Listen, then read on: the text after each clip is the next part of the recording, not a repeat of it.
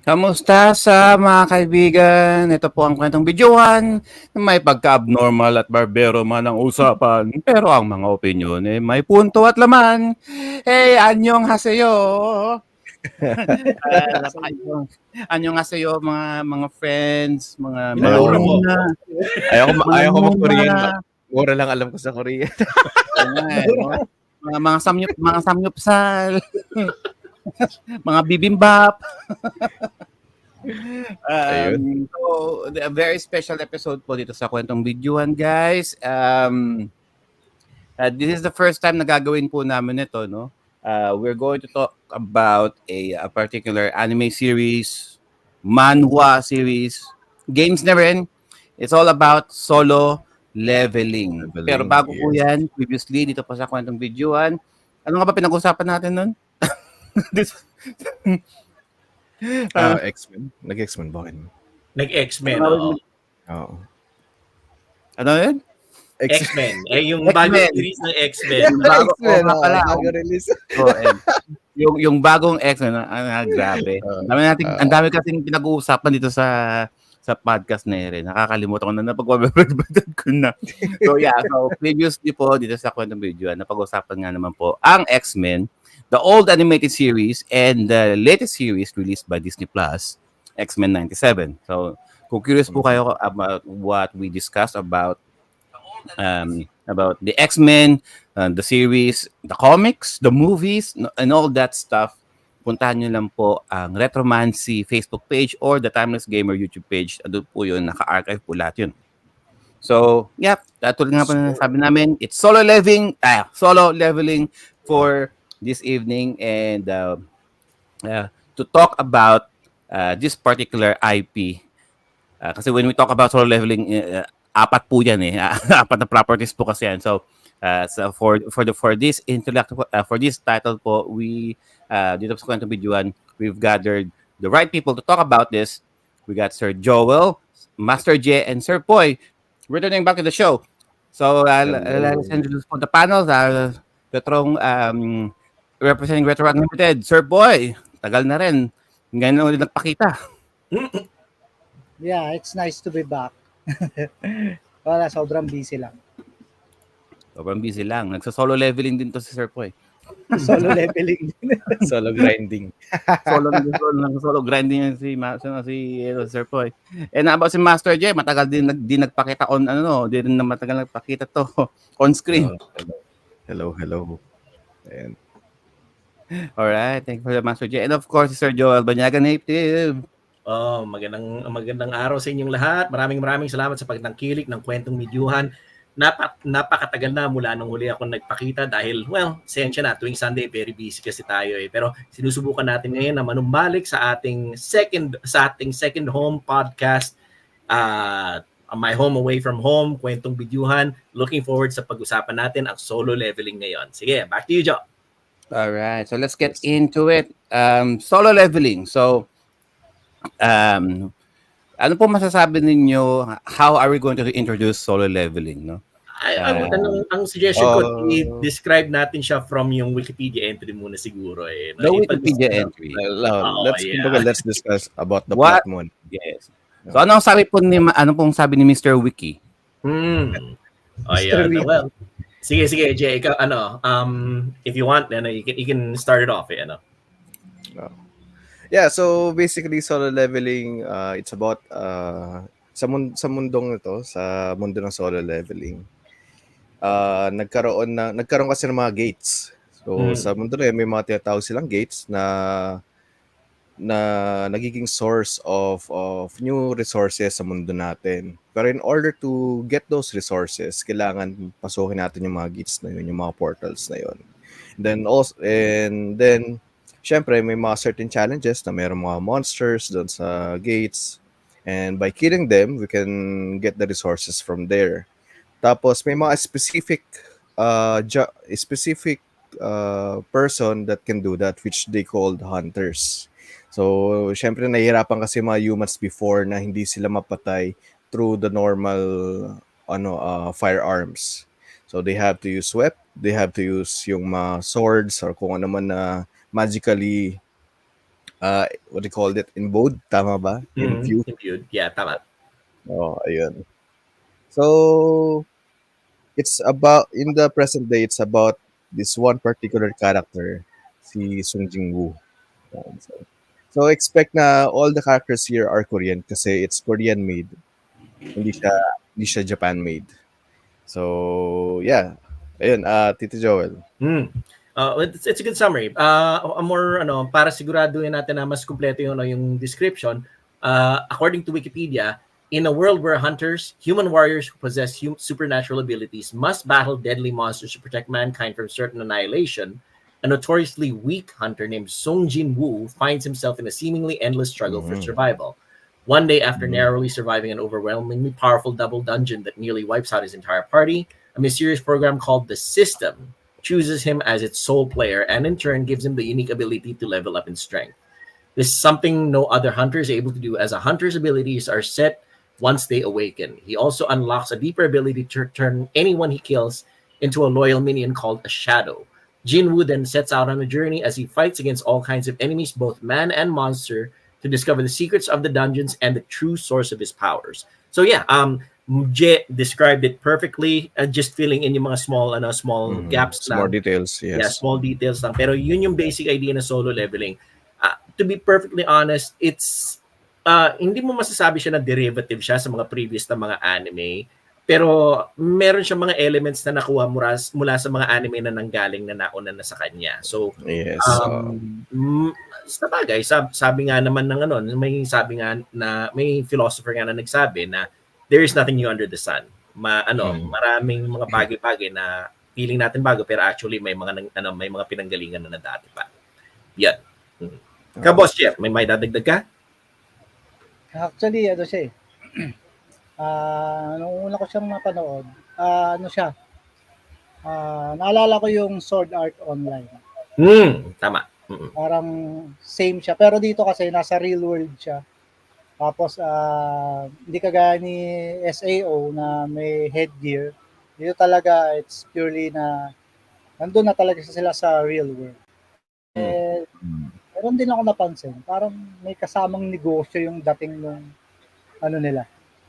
nung plot nila kasi may mga guilds na tinayo at sila yung itong mga guilds na to yung mga sila yung mamamahala ng mga gates kung ano yung kukunin nilang gates. Actually may bayad, may mga bayad pa eh. Based sa labasa ko at saka napanood ko. Kagaya nga kasi sabi nga ni Boss Jeff na yung mundo in that manhwa is nagre-rely ron sa mga resources na nakukuha mula ron sa mga gates. So, pinagkakakitaan nila kung sino man yung papasok doon para kung ano man yung makuha noon, balik, kung ano man ang makuha ng pumasok doon at lumabas, profit na niya yon, gano'n, Nagbayad siya para kunin yung mga nandoon sa loob, balik. That's as a businessman, naintindihan ko yung style na yun. Pero by the way, may tanong lang din. Sino ba dito ang natapos yung manga? Natapos yung manhwa? Natapos yung anime? Or natapos yung both? Ito, tapos ko yung anime season 1 up to chapter 45 ako pa lang sa manhwa. Manhwa. Go, Sergio. All of the manhwa. And anime. Pero may kwento ako dyan. Bakit? Okay. Ikaw, Boss Jeff. Ako, hindi ko natapos yung manhwa. Pero, napalood ko kanina yung episode 12. Nung napatay na si Red Ingris. Okay. Nice. Ayan, let's jump into it. Basically, ang idea, we're all familiar with the property. Iba-iba lang yung approach natin. Joe, lead the way. All right. So, in regarding with the bibliography of solo leveling, so it was first started as a Korean web novel written by Chu-Gong. Yun ang kanyang pen name, I'm guessing. And then when it got popular enough, it got an anime adaptation. a manhwa adaptation muna, Oo. and then an anime adaptation, and then soon after there was a game that was released for solo leveling. And I can eto lang in regarding with and I'm talking about the anime muna, because in the anime alone, the production level of this talagang pinakagastusan. Say what Yes. you will. I've been watching a lot of animes all throughout the years, and every once in a while there are certain there are certain animation studios na for the first few episodes maganda ang quality, but sa gitna mga siguro around mga episode 4, 5, 6 ganyan, medyo dwindle lang quality. And then kapag nandiyan na ang climax, doon lang nila uli gaganda ng quality. It's a budgetary thing that they tend to do, understandably. But here sa anime, from start to finish, there's a constant quality to it na talagang sabi ko ay mukhang pinagagastusan to. And it's not hindi siya Japanese produced na animation na animation studio. Talagang I think it was made from Korea. I believe talagang Korean studio, animating studio ang ginamit nila dito. But they use, well, I'm guessing there's a Korean dub of this. But dahil anime to, they got an anime cast, Japanese voice actors to do the Japanese dub on this. And sa totoo lang ito, the first I've been trying hard not to read manhwa out of principle. Kasi I'm purist ako, okay? Manga talaga ako. Japanese ka muna ako. All right? And for the longest time, there are a lot of Korean okay, fine, manhwas out there na nakikita ko. And most of the time, they're just smut. Erotica. That's where we all start off. Doon tayo nag-umpisa lahat And I'm like, sure, as if naman ang ganitong content hindi naman mutually exclusive for Korean manhwa anyway. I mean, Japanese manga have their own smut really. Pero kasi madalas ako napupunta sa manga kakaro, sa manga nato. Yun yung mga manga sites ko And most of the time, yun yung nakikita ko sa manhwa. And I'm like, ito ba is this the only things na alam ng mga ng mga South Koreans, ang mga tigang overly exaggerated ng mga ang drawing ng mga women, tapos ang gaganda ng katawan ng mga guys. And I'm like, wala naman din siya pinagkaiba din naman sa Japanese manga really, sa hentai, right? Pero tanungin natin yung local na na manga illustrator natin, si Shin. Right, the fact Shin is, doon sila natututo ng mag-drawing ng kabasa ng hentai. Oh, yeah. All right. So the first Korean anime, wala silang term for anime, no? Kasi talagang Korean anime, no? Yeah, wala pa. Wala pang standalone na term. Okay, anime. Kanime, okay? Kanime. Registered trademark ng Kwentong Bidyuhan. Kanime. Right? Kanime, okay? Kanime. The first kanime that I've watched was yung high school. Yung Strongest High School ba yun? Which one? Yung The Strongest Fighter yung parang based yung story niya based dun kay Wukong, yung The Monkey King. Yeah, it's like a wrestling anime, like parang Baki. Pero Korean yun. Naalala ko na yun. Napanood ko siya. That was my first. And the kanime, yung storya na yun went from okay until batshit crazy.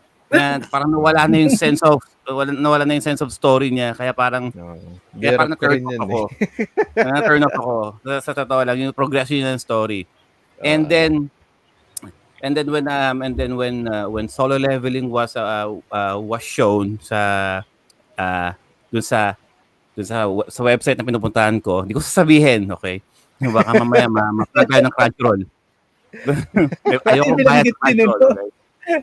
So, nung nakita ko siya, so na-curious ako kasi it's always on the top, it's always being recommended top 1 itong solo leveling. So na-curious ako. And then when I watched it, God, ganda ng production, right? Mhm. And then shit, Shungshin Shak, Chuchim Pool, oh fuck, Korean to. And I'm like, it's so weird. Sa totoo lang ang weird nang makakarinig ka ng Japanese dubbing. Pero mga Korean voices, pero Korean names ang maririnig mo. Parang ang weird. Sa totoo lang and even up to this day, even though that I've watched the anime, even though that I read the manga, tanungin mo ko ano yung mga names nila, hindi ko sila madi-distinguish unless makita ko yung Pareho mga kasi. itsura nila. Puro song. Alam Si mo, Mr. Song Park. yung nararamdaman mo ngayon, kung ano man yung nararamdaman ng mga tao nang nag-umpisa sila sa mga manga or sa anime, mga 30 years ago. Pero ngayon, sanay na sila. Trust me, siguro mga in 30 years, sanay na rin ng mga tao sa mga Korean names, I'm sure. Pero actually maganda nga regarding dun sa yung sa mga Korean names nila. Maayos yung pagka-pronounce ng mga Japanese voice actors. In fairness, diba? in fairness to them. Yeah. Isa sa mga napuna ko, and the opening song, the opening song and the ending song of Solo Leveling in the anime, in fairness, Korean din. Hindi they didn't hire like a Japanese band to do the songs. Talagang Korean talaga. The Japanese voice actors was hired. They were hired just to do the voices, but everything else is 100% is just Korean, South Korean talaga. Let's not make no mistake about that. Ito na nga lang yung yan. Tagalog dub. Tagalog dub. Oh my God. What if kung may Tagalog dub? Babaguhin din ba mga names ng gagawin ba Filipino names? Although, the thing about it is, napansin ko sa Tagalog dubs sa mga... actually, yeah, that's true. Sa Tagalog dubs, normally pinapalitan na like Steve, Big Bird, Little John, gano'n di ba? So, I wouldn't be surprised. Di ba? I mean, ano yung mga Korea drama natin sa Pilipinas? Binabago talaga nila yung mga names. Hindi, diba? Stairway to Heaven. I mean, did they? Binago ba nila yung mga pangalan? Wala kasi nanonood ako ng mga K-drama ng original. Si Cholo. Kasi the last Korean drama that I've watched na GMA7 was Jewel in the Palace. And I remembered hindi nila ginawang Tagalog hindi nila ginawang Americanized or hindi nila tinanggal yung Korean names nila doon. Still hard to remember their names. Sa totoo lang. Hindi naman pinapalitan yung names. Yung pa rin It's either sinashorten lang nila eh. Sinashorten lang nila. Well, ang masasabi ko lang naman dyan is, Joe, the kailangan mong tingnan yung mga credits ng mga recent na mga anime actually. Yung mga recent na mga anime kagaya ng yung Farming Life in Another World o yung mga ganon. If you look at the credits, actually, yung mga nag-illustrate, marami sa kanila mga Korean na ngayon eh. Mga Koreans na rin. I would not be surprised. Yung mga studios, yung mga ganon, yung mga individual na mga keyframe artists, yung mga ganon. Marami sa kanila Korean na. I would not be surprised if a good 50% of the work na ginagawa sa mga sa mga anime ngayon na nilalabas sa Crunchyroll, sa High Dive, yung mga ganon, sa Funimation, is 50% Korean na ang gumagawa. So, I'd say, it's a controversial topic for me, pero personally speaking, sa tingin ko, within the next 10 years, mas malaking force na talaga sa anime will be yung Koreans. Personally, personal take ko yun. Pero kasi, regarding sa mga artists kasi, yung mga Japanese studios, they do outsource from different countries when it comes to anime making. Kinukuha silang artist dito sa Pilipinas. Yeah, yung Toy nga lang eh. Yung Toy Animation sa Pinas, sa Mandaluyong yung studio nila eh. Yun. Yeah, go ahead, Je. Ayun. Kumbaga, hindi lang sila purely mga Japanese, mga Japanese artist yung hinahire nila for that. when it comes to making Yeah, pero ang anime. big difference naman kasi between yung ina-outsource papunta sa Pilipinas, at saka ina-outsource nila sa Korea is ang mga Koreano, kinukuha nila yung natututunan nila tapos gumagawa sila ng sarili nila talaga ng todo-todo. Oo, And an yun. example would be itong solo leveling, yung mga manhwa niyan. At saka, if you look, kasi nung huli akong umuwi dyan noong January, ang dami-dami mga manhwa rin ako nakikita ngayon na pinapublish dyan sa National Bookstore. Yung mga manhwa na kagaya ng I'm an Evil God or ano ba yung isang title na nakita ko? Mukhang Chinese siya pero actually Korean manhwa yung mga nandiyan na nakapublish dyan sa National Bookstore. Isang tambak doon and ang point ng mga Koreans is kinukuha nila yung natutunan nila and they produce their own, which is very surprising for me kasi sa ating mga Pilipino na-train tayo ng mga Hapon directly mula nung 1970s pa sa Toei Animation pero we never bothered to make our own manga. Ganon Yes, our own manga industry. O ikaw, Boss Jeff, ano sa tingin mo? Sa akin, yun nga, based na doon sa sinabi mo, hindi na rin naman din talaga sila, kumbaga yung adaptation kasi ng manga, nakuha na rin ng Koreans. Saka parang dito talagang, actually, bumilib ako sa solo leveling dahil unang-una, parang kasi sa mga base sa mga like sa comics, then adaptation, anime, then movie adaptation, hindi sila tumutugma eh. Pero dito tinugma niya lahat. Pati yung game. Pina-experience kasi nila sa akin yung nagbabasa ka ng manga at the same time nanonood ka ng anime. Nung nilaro ko yung game. Very closely linked sila, bali, Boss Jeff, yung manhwa, yung anime, tsaka yung game, talagang wala kang makikitang major deviation. Hindi mo na makikita na kaiba sila ng sobra sa isa't isa. Ganon. So, kung ano ka lang, kung meticuloso ka lang with regards dun sa anime, tsaka sa manhwa, may mga details doon na mapapansin mo na kung mapapansin mo talaga, kung talagang pagtutuunan mo ng pansin. Kasi ako may napansin ako eh. Sa manhwa kasi is yung unang boss na nakalaban niya is like parang color blue na snake, di ba? Sa may baba ng subway. Yun yung una niya nakalaban, di ba? Doon kasi sa anime, medyo iba yung itsura. Yun yung napansin ko. Kaya, tapos nung nasa game na ako, sabi ko, pumasok na yung nasa manhwa na itsura niya, pero wala siya doon sa anime. Pero, ang ginawa ng game is, the game wants you to experience the manhwa and also the anime. Kasi, pinagsasama nila doon sa cutscenes yung lahat ng events nila. Yun yung kagandahan na ginawa nila dito. Okay. Yun nga, the fact is, malaking, and that's a really good point, Boss Jeff. The fact na some anime at manga, masyadong nagkakaiba yung mga presentation, masyadong nagkakaiba yung mga presentation nila paminsan-minsan na iniisip mo na, pareho ba yung binabasa ko? Kaya pareho ba yung pinapanood ko sa nabasa ko? Ganun no? Na magtataka ka na, uy, medyo masyadong malaking pagkakaiba dito. Parang nabe-break yung immersion mo. Nasisira yung parang illusion mo na parte-parte na magkakapareho sila ng parte. Ganun. Pero dito hindi eh. They're very closely related to each other. Small details siguro nagkakaiba. Pero in general, siguro good 85% of them talagang magkakapareho sila sa isa't isa, which is very good. As in, if you're trying to create a franchise, maganda yon, magkakabit talaga. Ang goal kasi dito ni nung creator na ito is maging fan ka niya. Kumbaga, kahit kung ako, magiging fan mo ko, alam mo kung bakit? Kasi lahat pare-pareho eh. Andun yung sa comics, tapos meron sa anime, it's the same, also the game.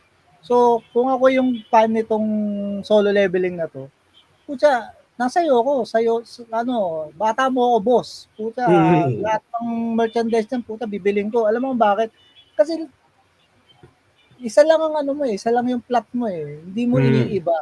yun yung mga gusto ng fans na kaya rin sila nadi-disappoint. Like, ba't iba yung kwento based on sa comics? Nakakainis, di ba? Alam mo yun. Tama. Very true, very true. Ang maganda yan. It's a very good point, Boss Jeff, na ayaw mo na nagsasalita ka, ay, fan ako nitong manga, ganun ganito, nag-enjoy ako rito sa scene na to, ganun. Pero yung nanood lang ng anime, sasabihin, ay, hindi ko yata alam yan, never ko narinig yan, hindi ko napanood yan, parang mangyayari niyan, parang dalawa kayong tao na nag-uusap ng mga ibang mga bagay, and hindi kayo nagkaka-relate sa isa't isa. Whereas dito, the way na pinresenta ng author at saka ng artist, halos magkakapareho sila ng across all mediums, which is very good. Talagang magre-relate yung mga fans sa isa't isa, pati na rin sa creator na rin, di ba? Kasi kasi nagko-collect ako ng comics before. Ang Uncanny X-Men. Favorite ko yan. Uncanny X-Men. Actually, dati. Tapos, na-disappoint ako nung nagkaroon ng X-Men na wala naman dun, ang layo ng kwento dun sa comics. Tapos nagkaroon ng movie adaptation, lalo ako nainis. Alam mo yun? Yeah, oo. Diba? Kasi, ihuhulihin kasi niya yung yung yung pagiging fan mo rito. Sabi niya, pag pinanood ko yung anime, same. Pag nilaro ko yung game, same. So, kaya, kuha mo na kagad ako doon, 100%. Fan mo na ako, boss. Puta, yun eh. Diba? Sana lang, yung consistency nito, wag magbago. Kasi there's some mangas and animes na habang tumatagal, nag-iiba na yung quality ng gawa nila. So, case in point, yung One Punch Man o kaya yung tawag dito, yung Rising of the Shield Hero, ganun. Anyway. Ayun, speaking of One Punch Man and Rising of the Shield Hero, kasi syempre may mga anime ngayon na it's either isekai ang tema or mga OP yung mga characters sa simula pa lang without any explanation. Pinaka-generic explanation nila, there's this goddess, you're incarnated, bibigyan kita ng kapangyarihan, yun na yun, gawin mo lang to. Which is, in this particular anime, in this manhwa, yung solo leveling, pinakita talaga dito. Ang maganda kasi dito, pinakita yung grinding ni Song Jin-woo, which is our main character. So, makikita mo dun yung struggle niya and yung perseverance niya to improve himself. Di ba? Which is a nice touch din. Kasi yun din yung unique sa mga... Actually, it's not the first time na may ganitong tema na may grinding sa main character para maging malakas. Pero ito yung nasabi ko isa mga well-detailed na explanation paano lumakas yung character na yun. Yeah, totoo yan. Kasi elaborate nila yun. Yun ang maganda. Kasi I was watching the anime at the same time nilalaro ko. Alam mo kung bakit? Kasi doon sa mismong anime, dinedetail niya kung saan yung agility, intelligence, kung paano mo siya babalansehin. Ngayon, ang ginagawa ko, pag nag-grind kasi ako kanina umaga hanggang tanghali. Nag-grind talaga ako, promise. Kasi hindi ko matalo yung isang boss. Kasi, pinanood ko yung anime ko, paano niya tinalo.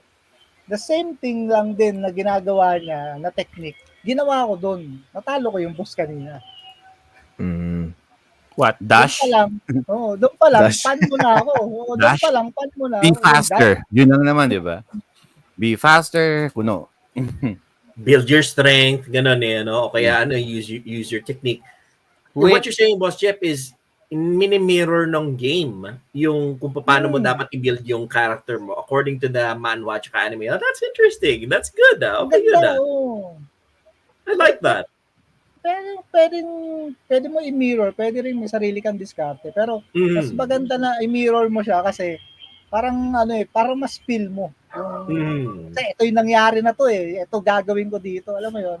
Diba? I like that. Maganda yun. Sabi ko nga sa'yo, boss, sa'yo ko, pan mo ko, ito ko. Diba? Okay yun. Maganda yun. Talaga parang nai-immerse mo yung sarili mo. Nagiging parte ka na ng storya. Ganon Okay yun Maganda yun Subukan ko nga yung game. Sige. Ayun, Sergio, can we immerse dun sa characters natin? Alright. If someone's going to ask me what this shit is all about, Oo. Okay.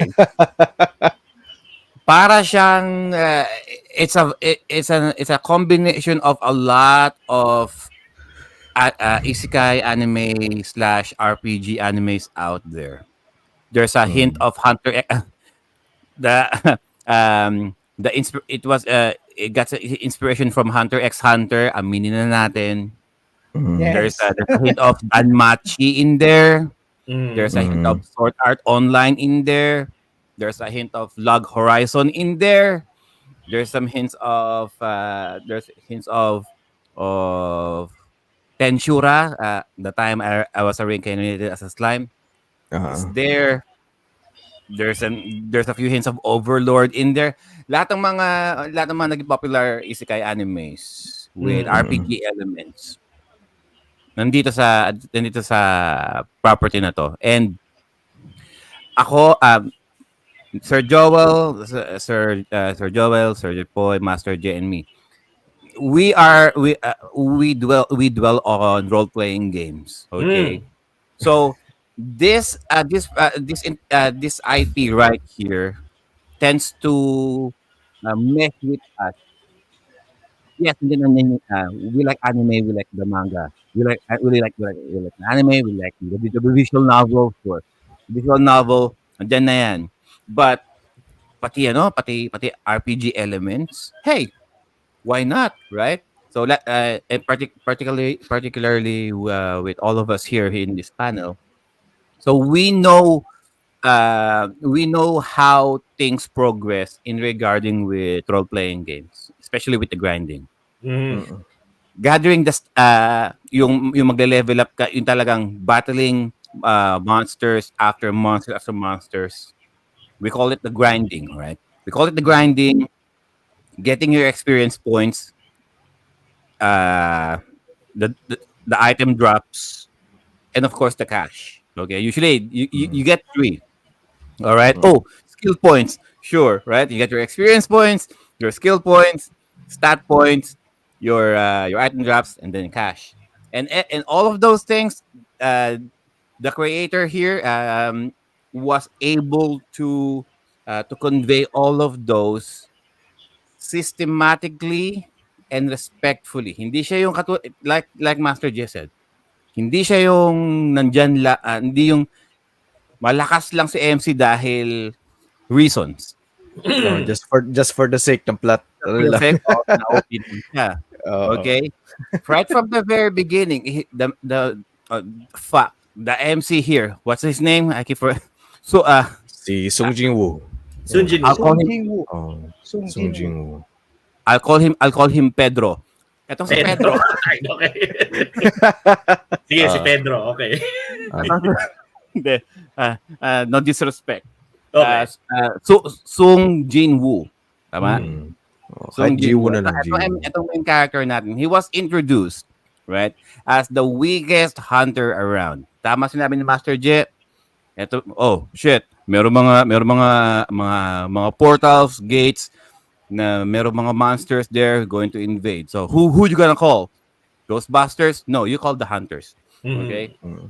So, the hunters are there to protect mankind sa mga creatures, monsters na ito from the other side of that gate. Bigla-bigla na lang sumusupot ang gate, guys. And bawat gate meron kanya-kanyang rank. Mm. So, the Hunters Association was established to make sure that merong nararapat na number and quantity and quality of hunters Mm. designated doon sa threat level ng gate na yon, yung portal na yon. So, merong mga classes din. E-class, D-class, C, B, A, and S-class. Based on the ranks. In a way, Meron parang silang- One meron Punch din Man silang- din. Diba? Meron silang ranking, Oh, right? yes. So they have their Okay. One Punch Man. So meron din silang ranking. Same goes with your hunters. Mhm. They got their own ranking. And all of these phenomena, it happens worldwide. It's not just South Korea. Okay? Japan has their own hunters. America has their own hunters. The Middle East has their own hunters. China has their own hunters. Even Britain, Europe, they has their own hunters. But the main focus of this title is South Korea. And ito yung maganda rin sa ano, it's kind of refreshing then because every time when we read manga, it's all about Japan. Japan this, Japan that. And oh wait, isekai, pero they will always hype up Japan, right? It's their part of their nationalistic propaganda. Sure. Can you imagine like meron tayong sarili nating Pinoy comics like this? Oh, Pilipinas this, Pilipinas that. I mean, it's not a bad thing. It's not a bad thing kasi Bulacan dito, Kabit. it's a way Kabit doon. for you to be proud of your achievements din naman as a country, di ba? Yeah. Although, the nice thing about it is it avoids the problem ng Harry Potter. Harry Potter kasi, yung the fact na nga na concentrated yung story sa Hogwarts and wala kang kalam-alam ron sa mga ibang mga wizards all over the rest of the world. Asia, USA, ganon. Later on, nag-build na sila ng mga ibang mga wizarding worlds sa mga iba-ibang mga countries. Pero sa Harry Potter, right from the beginning, ang concentration lang is sa UK. Wala kang kalam-alam ron sa mga ibang mga parte ng mundo. Iniisip mo, Because they talk ba problema ba elsewhere? Ganon, di ba? Sa Asia, ganon yun. Things like that, di ba? And in Harry Potter they talk British. Here talagang say what you will about the anime, although it's being dubbed by Japanese voice actors, but they still kept their Korean names, which it's just a nitpick for me. But I will learn to live with it. Furious talaga si Joy. Ayaw niya talaga. I mean, it's a good thing. I want to look at it as a good thing kasi it's part of their identity. Separating themselves away from the common norms of manga and anime culture. Which is good. It's their own. Right? Yeah. Sometimes you have to have something that distinguishes you. Maiba ka mula roon sa pinanggalingan mo. Para tangkilikin ka rin naman, di ba? Tama. And regarding with so let's talk about the story progression, right? So itong si Song Jin-soo, and correct me, and just chime in guys if Pedro, pangalan niya. Jinwoo na lang. It's a Jinwoo, right? It's a Jinwoo. So when I first watched the first 3 episodes, kasi yun ang sabi ni Sir Joel, always give it 3 episodes, see if you like it. 3 episodes pa lang. So the first 2 episodes was the time I'm not going to spoil it to everyone. Yeah. But on the first 2 episodes, it was established on paano niya nakuha yung kanyang power. In a world where everyone can be assessed kung anong klaseng hunter ka. Harry Potter. So, merong sorting hat, right? So let's just say may sorting hat, right? So in this world, the sorting hat kuno or the machine, okay? So the machine will determine what is your combat prowess, what is your combat ability. Anong class mo? You got your E, D, C, B, A, and S. And once the machine establishes your rank, regardless of any effort, regardless of external effort that you put in, you will always forever be awakened as that rank. Unfortunately, with our main character here, he's E, the lowest rank ever on the ranking anyway. And of course, the better rank you are, the better chances of winning against monsters, the better chances of getting money, the better chance of getting items for yourself, the better chance of survival every other mission, right? And etong si MC natin, being E, in fairness naman kay Kuya, mabait naman siya. He's very earnest. So he's dahil nagkasaktan ka nga dahil to family reasons. I'm gonna put it right there. Due to family reasons, he wanted to become a hunter. That's a family reasons, financial family reasons, and he garnered this reputation of being the weakest hunter dahil every time na nandun siya every time na napupunta siya sa mission na yon, once na makita mo siyang nandun siya sa mission na yun, ibig sabihin mababang mission, it's a low ranking mission itong ano, itong job na ito, because there's no way na papayagan mo itong rank E na ito sa isang high ranking mission, right? So the mere fact na nandun siya, automatic alam mong silly pickings lang tong mission na to. At saka walang kwenta rin namang isama yung low Wala rin siyang ranking kwenta sa high rank kasi hindi rin naman siya aakyat eh. There's no advancement eh. And the problem with him is that not to his fault really, dahil E-rank nga naman siya, yung combat ability niya, ano nga ba what can you really expect from him? So at best he can I don't know, he can wound, pwede nga masugatan yung even the weakest creature monster there, but most of the time parati siya na-injured. And mabuti naman i-designate ko siya na tiga-saksak ron sa mga bumagsak na. As in, kapag natalo na, ikaw na yung lalapit ron sa bumagsak na tapos saksakin mo sa dibdib para tapos na siya. Yun na siguro gagawin ko sa kanya. Parang siya the kanime, we're gonna call it kanime. The kanime keeps showing Kwentong Bidyuhan. So the kanime, Korean anime, the kanime, trademark ng Kwentong Bidyuhan. The kanime keep showing you some montages of him getting his ass kicked all the time. Parata siyang duguan, he's missing limbs, being bitten, all bloody. Pero okay lang because there's a girl keeps healing him, a rank B healer, right? Na naging mabait naman sa kanya because of his earnesty to keep on going, despite the fact that he is weak sauce, right? And then, so it was established there, the first 2 episodes, so ayun na nga, nangyari na yung nangyari, okay?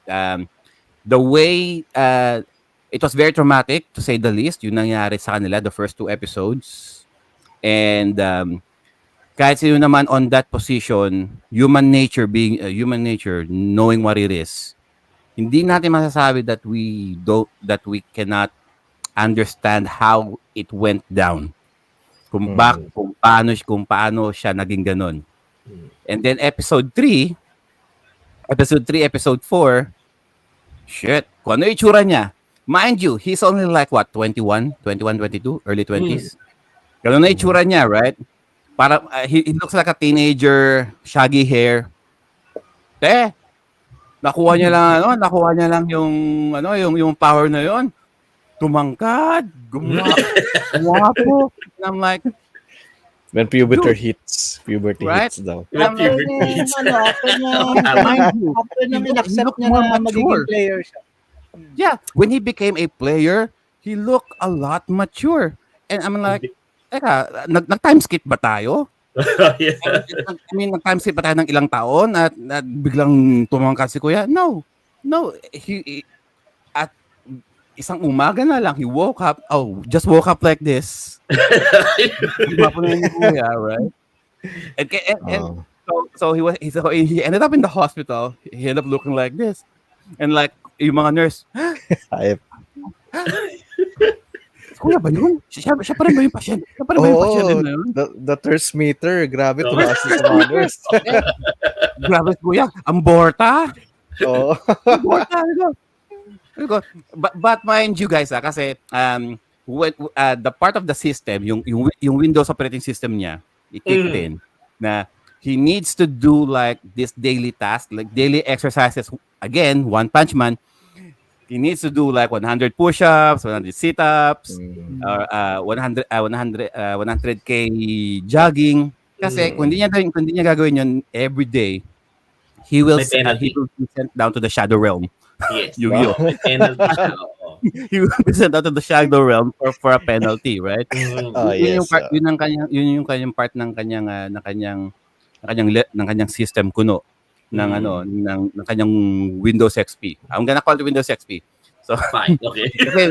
we don't have a, I don't think they've established a name for the system. They just keep it's called the system. Yun lang talaga. The system, right? I'm gonna call it Windows XP. So sige, sabi ng Windows XP, si Pedro at saka Windows XP. Okay, gawin mo.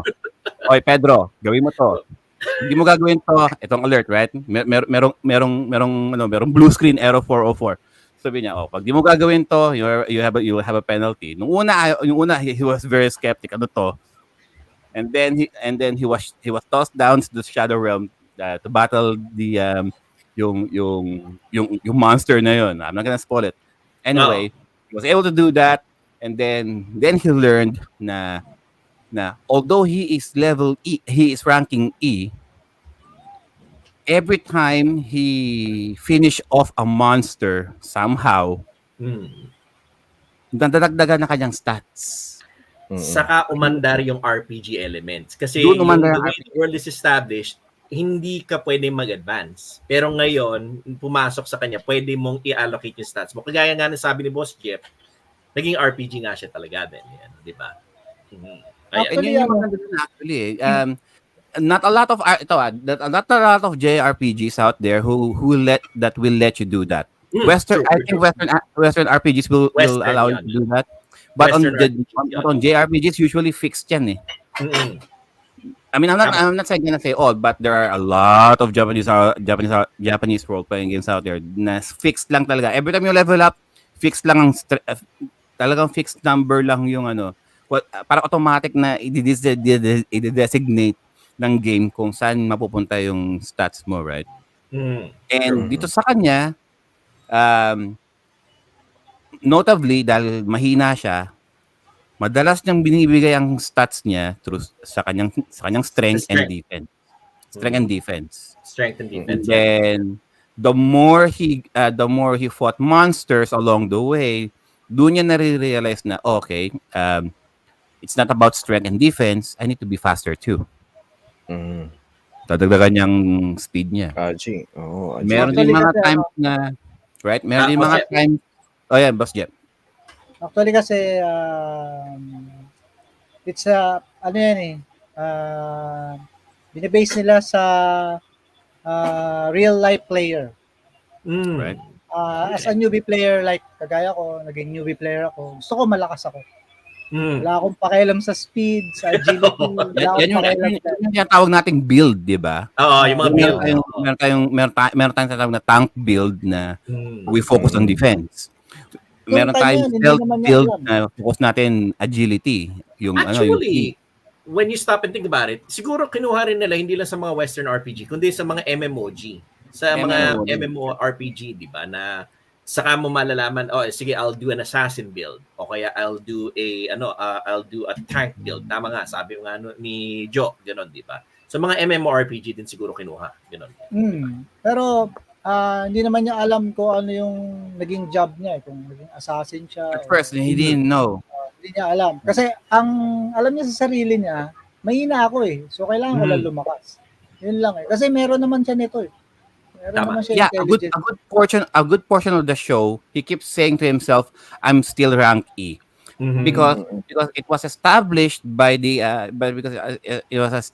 Hunter Association na kung anong rank mo hanggang dun ka lang. Na kahit na anong effort mo, yun talaga ang rank mo. Parang nandun yung stigma. Kapag sinabing rank E, mahina ka lang. Pero but because of the Windows XP na system, it allows him to improve his stats. Na even though na his rank E, tumataas lahat ng ano niya, ng kanyang ng rank niya. So to the point na he's not even thinking himself as an E rank. Every time he improves, parang ini-estimate niya kung gaano na siya kalakas, kung mukhang D-rank na ba yung stat ko, C-rank na ba ako. Kung ano yung equivalent niya, bale. So he's doing a rough estimate for himself. He's also doing it for monsters din. Thanks to the Windows XP, he knows which monsters are weak and which monsters are strong. If it's green, that means it's lower to his level na. If it's yellow or orange, kaya pa, konting effort. If the monster's name is red, oh fuck. Problema na 'yon. Problema na 'yon. There's no caution in the way. Problema 'yon. Although napansin ko daw rito sa anime, hindi nila masyadong fina-factor yung elements. Kasi yung yung mga monsters na napupunta niya, iba-iba mga environment. May desert, may ice, merong may sewers, may gano'n. Hindi pina-factor kung ano yung element ng monster. Siya talaga brute strength lang siya. As in talaga habang lumalakas siya, kakayanin niya yung monster. It doesn't matter kung ano yung binabato ng monster sa'yo. Yung knight, si Inggris, it's armor element siya. Pero at least merong konti siyang pina-factor in terms of brute strength niya na gagamitin niya is yung kamao niya ron sa What I mga like armor. also, nabanggit ni Sir Joel ang armor. Mm. What I like about this, and Sir Jeff will know this kasi he plays the game, he will also get all of this item drops, helmet, gauntlet, breastplate, armor, boots. He will equip them, pero ano lang, invisible lang. Hindi siya yung, Visible lang. I got this equipment and then susuot ko and then it's visible. No. Para ano lang siya, parang novelty lang. Makukuha mo lang yung stats, pero yung stats and effects nung mismong equipment na yun, but hindi You were yung about to say, mismong... Boss Jeff. Hindi, yung equipment kasi nakikita rin naman. Yun lang ang makikita, pero the rest, like the armors, artifacts na nakukuha, hindi makikita dun sa physical appearance. Parang JRPG nga, di ba, Jo? When you get yung mga armor sa JRPG, isusuot mo. But it's never visible, di ba? Pero yung character mo, ganun pa rin yung itsura. Ganun pa rin yung itsura. Although there are certain JRPGs that will show the equipment. Yeah, pero bago-bago na yun. Ganun eh. Pero mga bago-bago na yun. Usually, mga swords, helmets, usually, yun makikita mo talaga na nagbabago-bago equipment mo. Which is a good thing because you know that your character is improving. It is improving. But back then, on the during the late 80s and early 90s of JRPGs, you never see your characters change depending on the equipment you get. Lang yata yun, Boss Jeff, Ron, sa PS1 yata yun, na kapag nagsuot ka ng ibang armor or weapon, nag-iiba, di ba? Sa PS1 lang yata yun, sa Chrono Cross, yung mga gano'n. Yeah, Legend of Ligaya. Pero before that, kung ano man yung isuot mo, wala pakialam po yung itsura ng character. Siyempre, as a player kasi, pag gusto natin makita din na suot nila yung armor. Kasi medyo gaganahan ka maglaro eh. Pero dito kasi sa solo leveling, artifact siya, hindi siya armor. Ayan, may question si Sir Jomar. Meron bang isang malakas na item dyan? Sa anime daw. Paano nga pa rin niya nakuha yung tiger niya, yung may poison? Hindi ko maalala. May pinatay siyang monster yung snake ata sa pagkakala. Yung snake. Yung may paralysis tsaka drain. Tama. Yun nga pala, tama. Kasi, in a way, that was his favorite weapon during the first, during his first run, actually. Yeah. Yun. So, actually, meron siyang binili, pero hindi niya nakuha niya lang. Nakakuha siya ng malaking gold reward. Yung napatay niya si Red Inggris. Binili niya yung dagger na gustong-gusto niya. Which is 2.8 million won ata. Yung ba yung laban sa armor? Yung pwedeng lumaban sa armor? Tama. Yun. So in a way, yung kinukwento nga ni Jo, nakita mo yung progression ni Song Jinwoo na from level E, nakikita mo yung grind niya, yung effort niya para lumakas. Hindi kagaya ng mga ibang mga characters kagaya ni Rey mula sa bagong Star Wars na from the beginning sobrang galing na. Yak. Iyo. Yun nga. Hindi ka maka-identify na okay, whatever talagang alam ko lang na Star Wars 1 to 6 lang yung sa movies. Yan, agreed. Star Wars 1 to 6 lang yung ina-acknowledge ko Ang ganda lang din kasi ng goal ng creator nung anime na to. Kasi parang pang Gen Z siya. Kasi unang-una, kung lalaruin mo yung game, matututo ka maglaro ng RPG at the same time hack and slash siya. So enjoyable. Pag pinanood mo yung anime, pinapakita nila dito na kung mag-uumpisa ka sa baba, papunta sa tuktok, kailangan mo ng grind. Yun yung lesson na binibigay ng anime na. So kung mapapansin mo, may laban, may mga actions, may monsters, pero pag nag-dig in ka doon mismo sa kwento niya, malalaman mo kung ano yung gusto iparating ng story sa'yo mismo in real life, di ba? Oh, So what you're saying, Boss Jeff, is very character-driven siya. As in, kung ano man yung totoo na umaandar sa utak at saka sa puso ng main character, makikita mo na talagang binibigay niya yung yung hirap niya at saka yung tiyaga niya. Valid. Ayan. Tama. Diba? That's true.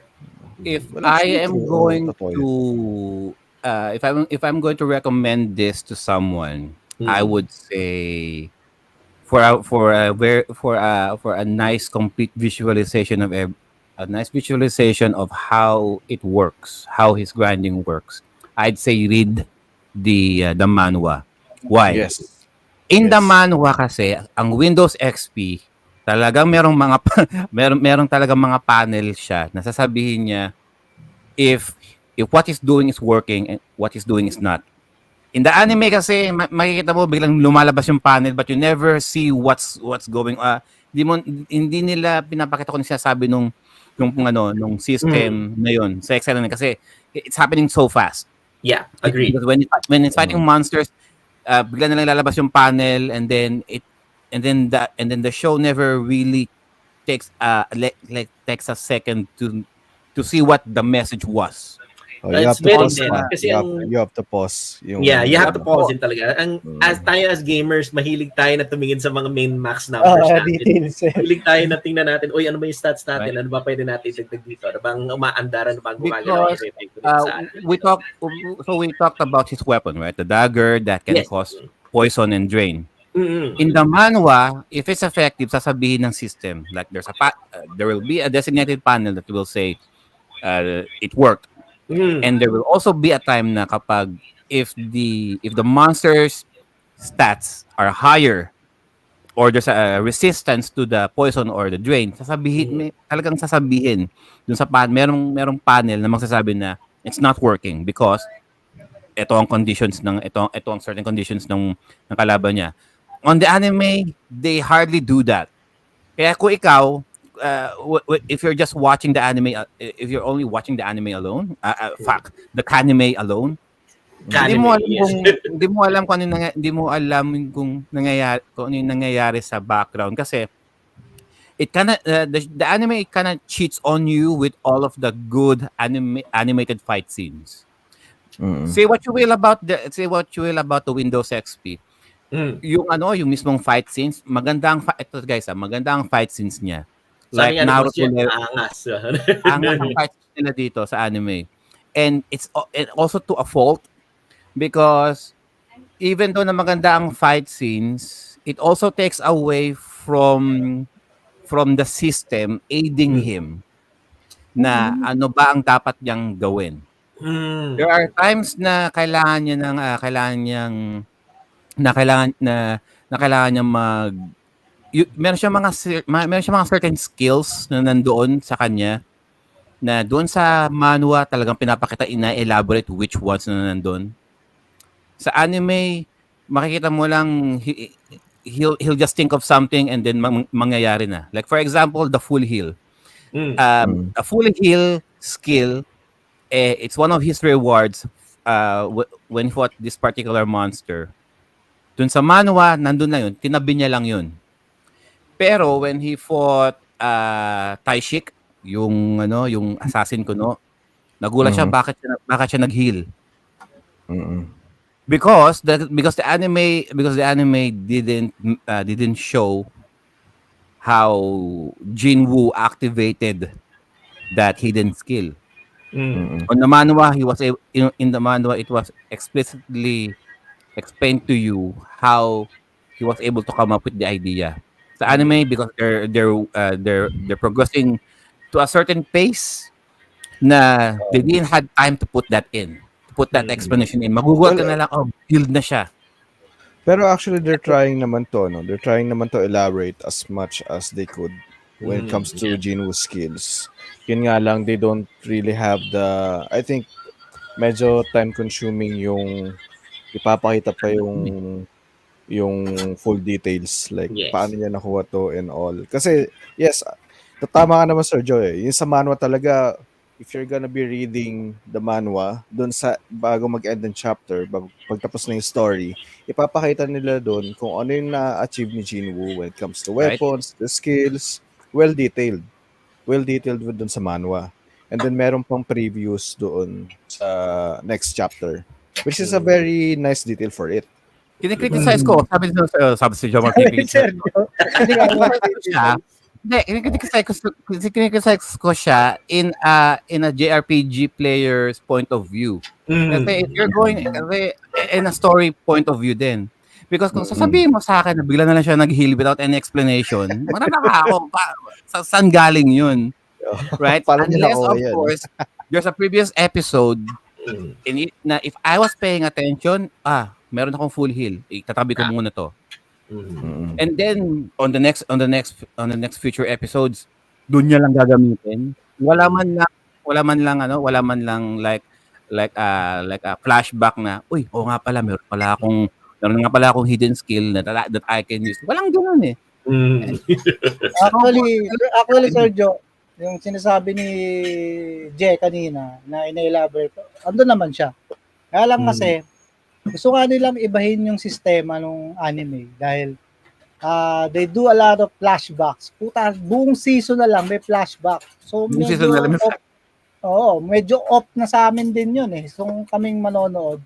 Dito ko lang nakita na wala masyadong flashback. Ang flashback lang sa kanya, yung nag-reawakening siya, yung unang dungeon na pinasok nila, yun lang yung flashback niya. Pero aside from that na paano niya nakuha yung ibang items or whatnot, parang ina-explain na lang nila, parang hindi na kailangan mag-flashback.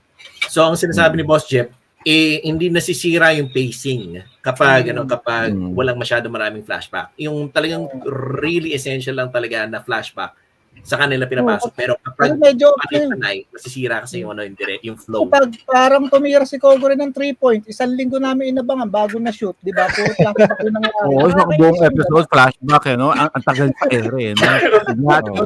So, yung hang time mo na yun, na nasa area, doing your 3-point shot, nangyayari yung flashback mo for 20 minutes.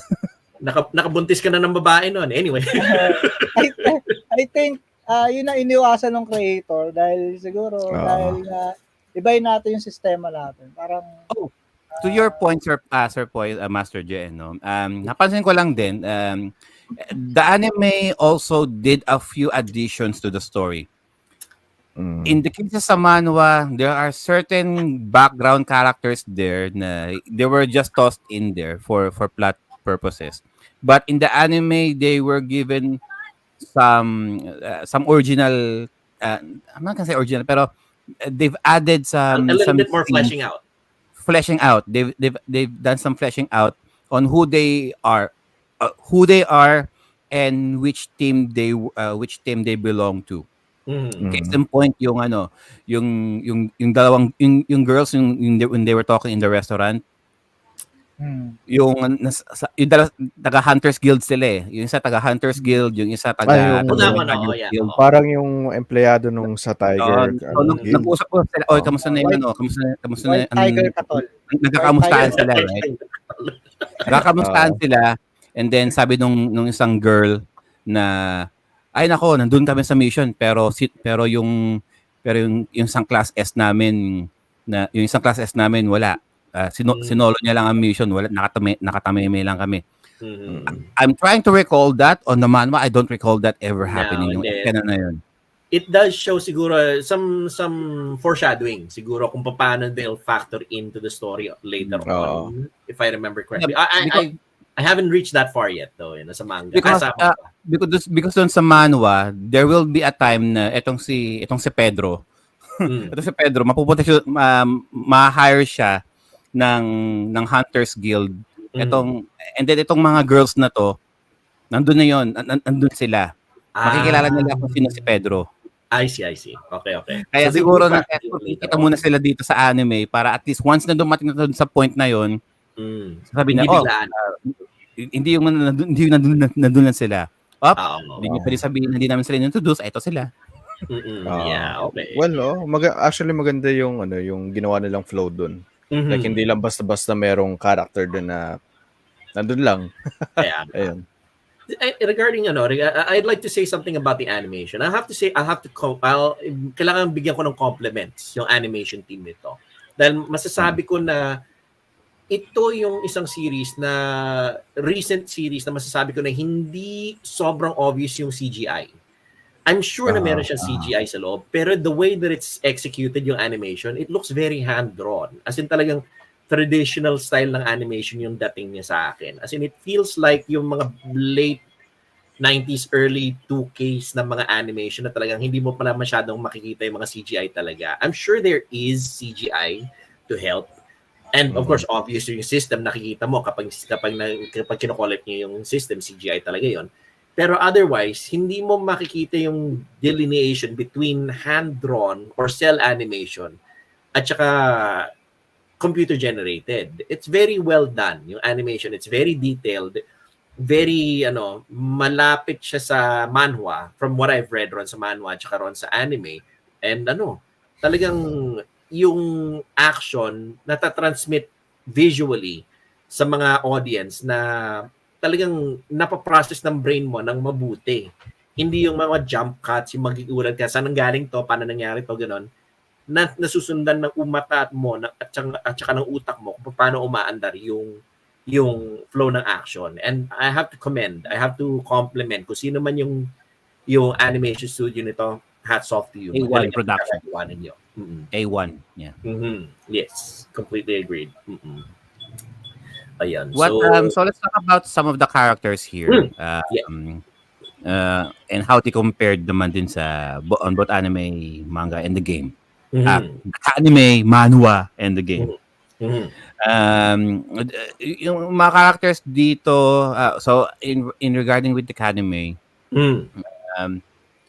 they've done a good job din on fleshing them out. I mean, it's kind of great then that you can see them being animated. If you are coming from the manhwa's point of view, because on the manhwa the drawing will just say how powerful they are just by drawing lines or aura kuno.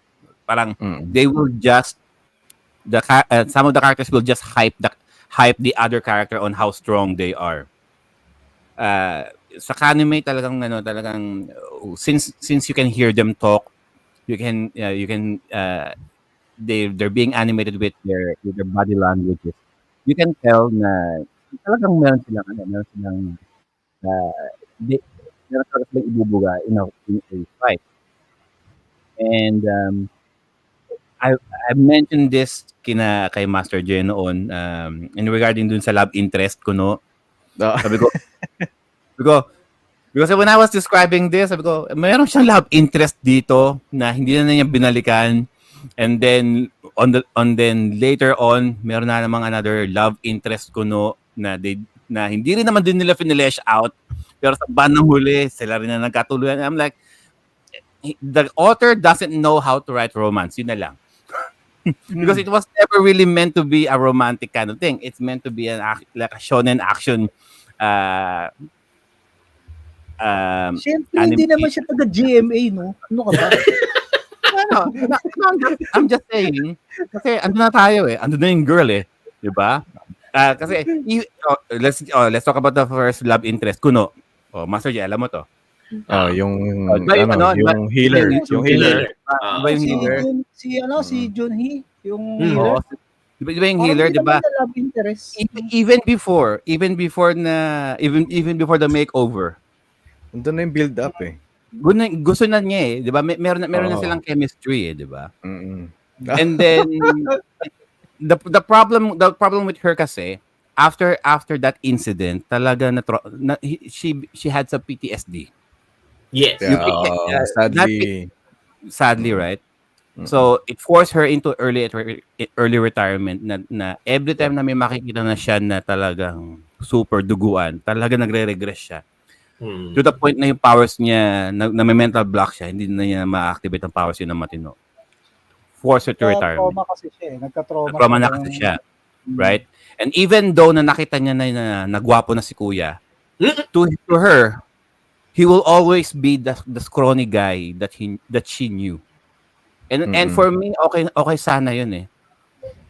Na if the creator had the chance to go back to her at some point, would have been great. Wag na.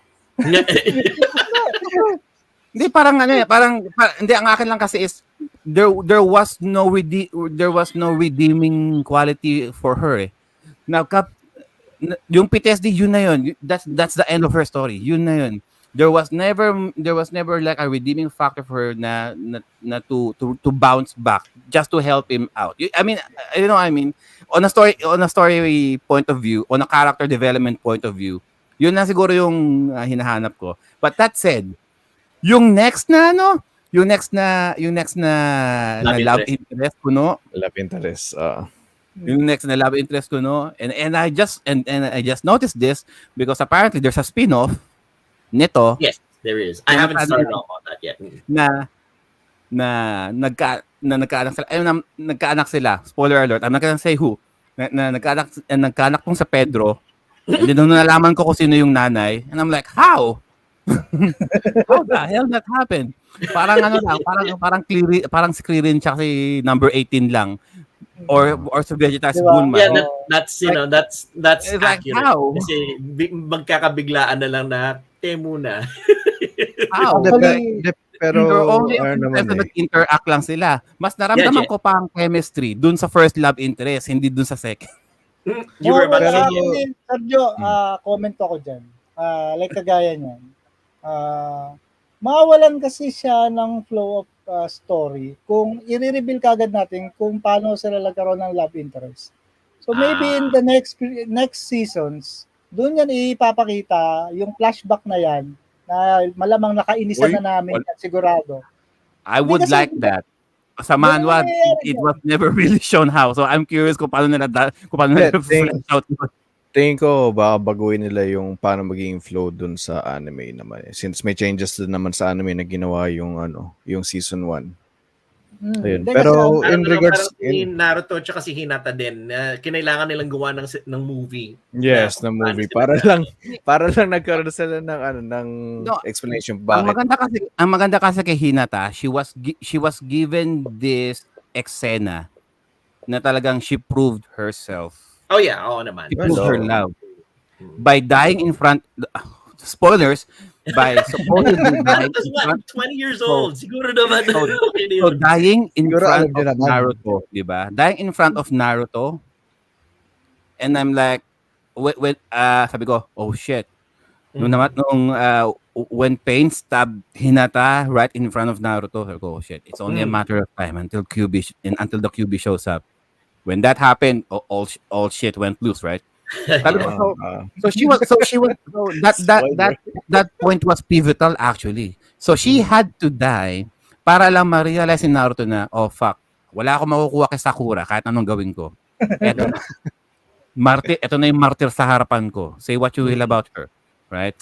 So at least kahit paano, so yun yung sinasabi ko, there was a redeeming arc for her. There was a redeeming action for her.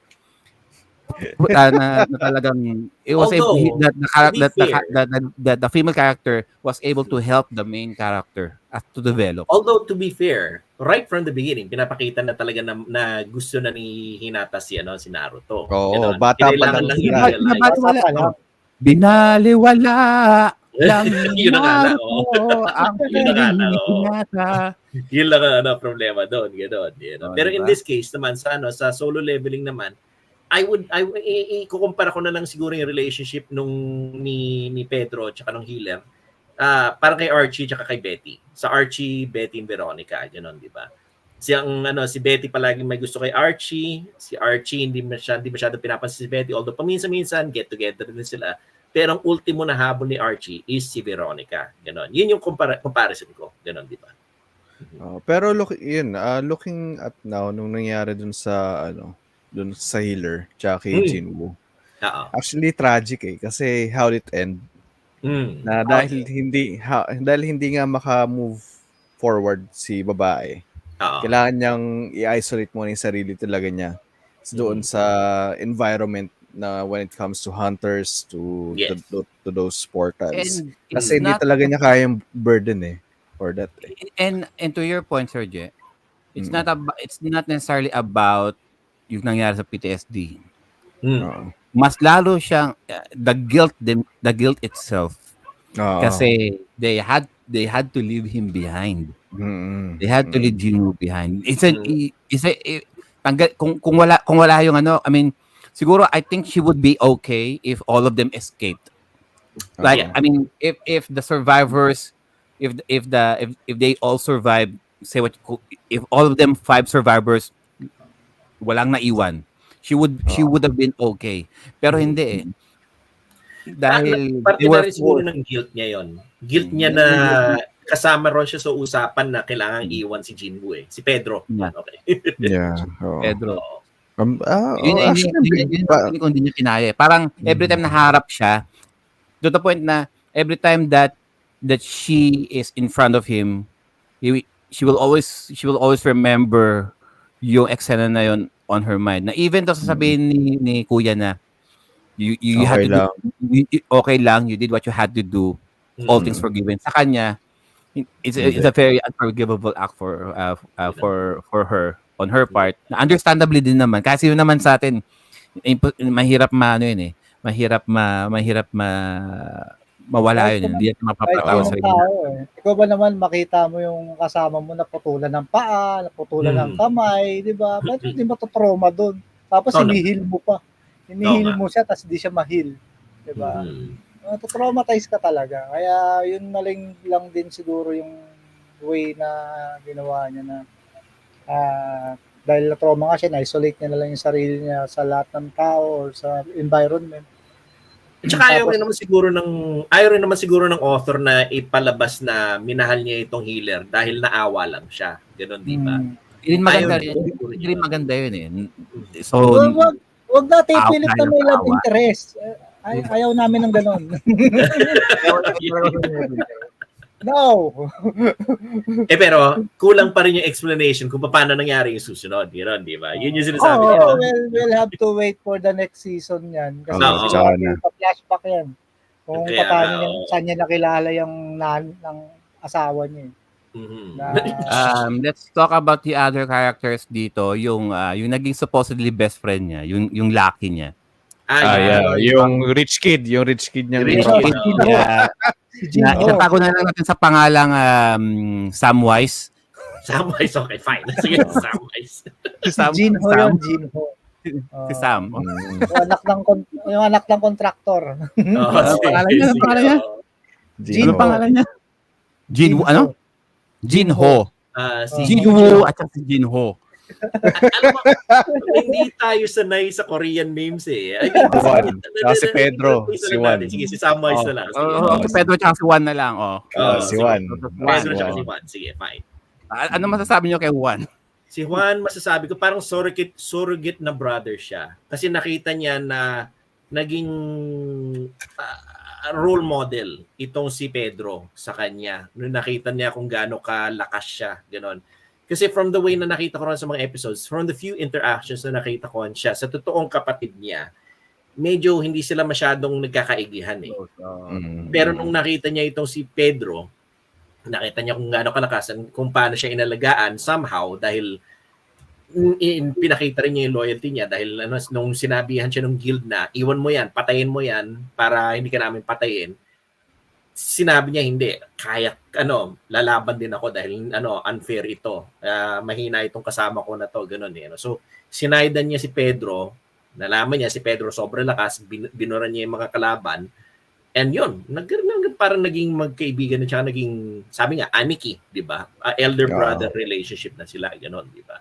So I would say, parang in a way, it shows na it's not really yung dugo mo, yung importante sometimes when it comes to family. Sometimes yung mga pinagdadaanan ninyo na magkakasama kayo, yun ang importante para maging pamilya kayo. Ganon.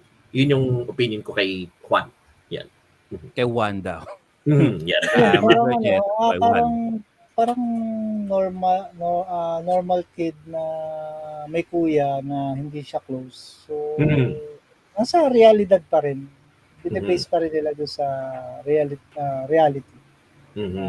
Ito, may kuya ako na kupal, alam mo yon. Okay. Di ba? Hindi kami close kasi gago siya, di ba? Hindi siya ina-idolize dahil tangina talaga kasi pangit ugali niya. to your point, Sir Poy, in the manhwa, the brother was never really shown. Sa totoo lang, if I remember correctly, the brother, Oo nga 'no, oo yung nga. brother ni Juan, parang Oo. he was only mentioned but hindi siya, but they never really had a conversation between the two of them. Kaya nagulat Pinakita ako sa anime daw nagulat yan, ako no? sa Na anime, nandun for siya. dinner. Which Andun is wa siya. which is a nice addition kasi it Mhm. shows talaga kung ano yung background doon sa character na yun. Ano yung Mhm. And how situation the family mismo. dynamic was. Oo. Yun nga. Tama naman ang sabi ni Boss Jeff na nagko-complement yung kanime sa manhwa sa game. Ganon. They fill in yung mga gaps ng isa't isa. 'Di ba? Yun ang kagandahan doon. Maganda Pero yung hindi What siya I pagka. like masyadong malaki. about Hindi siya masyadong malaki. Kumbaga, konti lang. Mhm. Watch a few details and ibang ano lang na. Wala, kagaya no, di pinakita yung older brother ni Juan. Mhm. Sa manhwa, wala siya doon sa anime. Nandun. Yun nga, siguro nga dahil dahil parang may gusto silang gawin doon sa anime na mas maganda pa. Like, yun nga, kagaya no, merong sa manhwa, may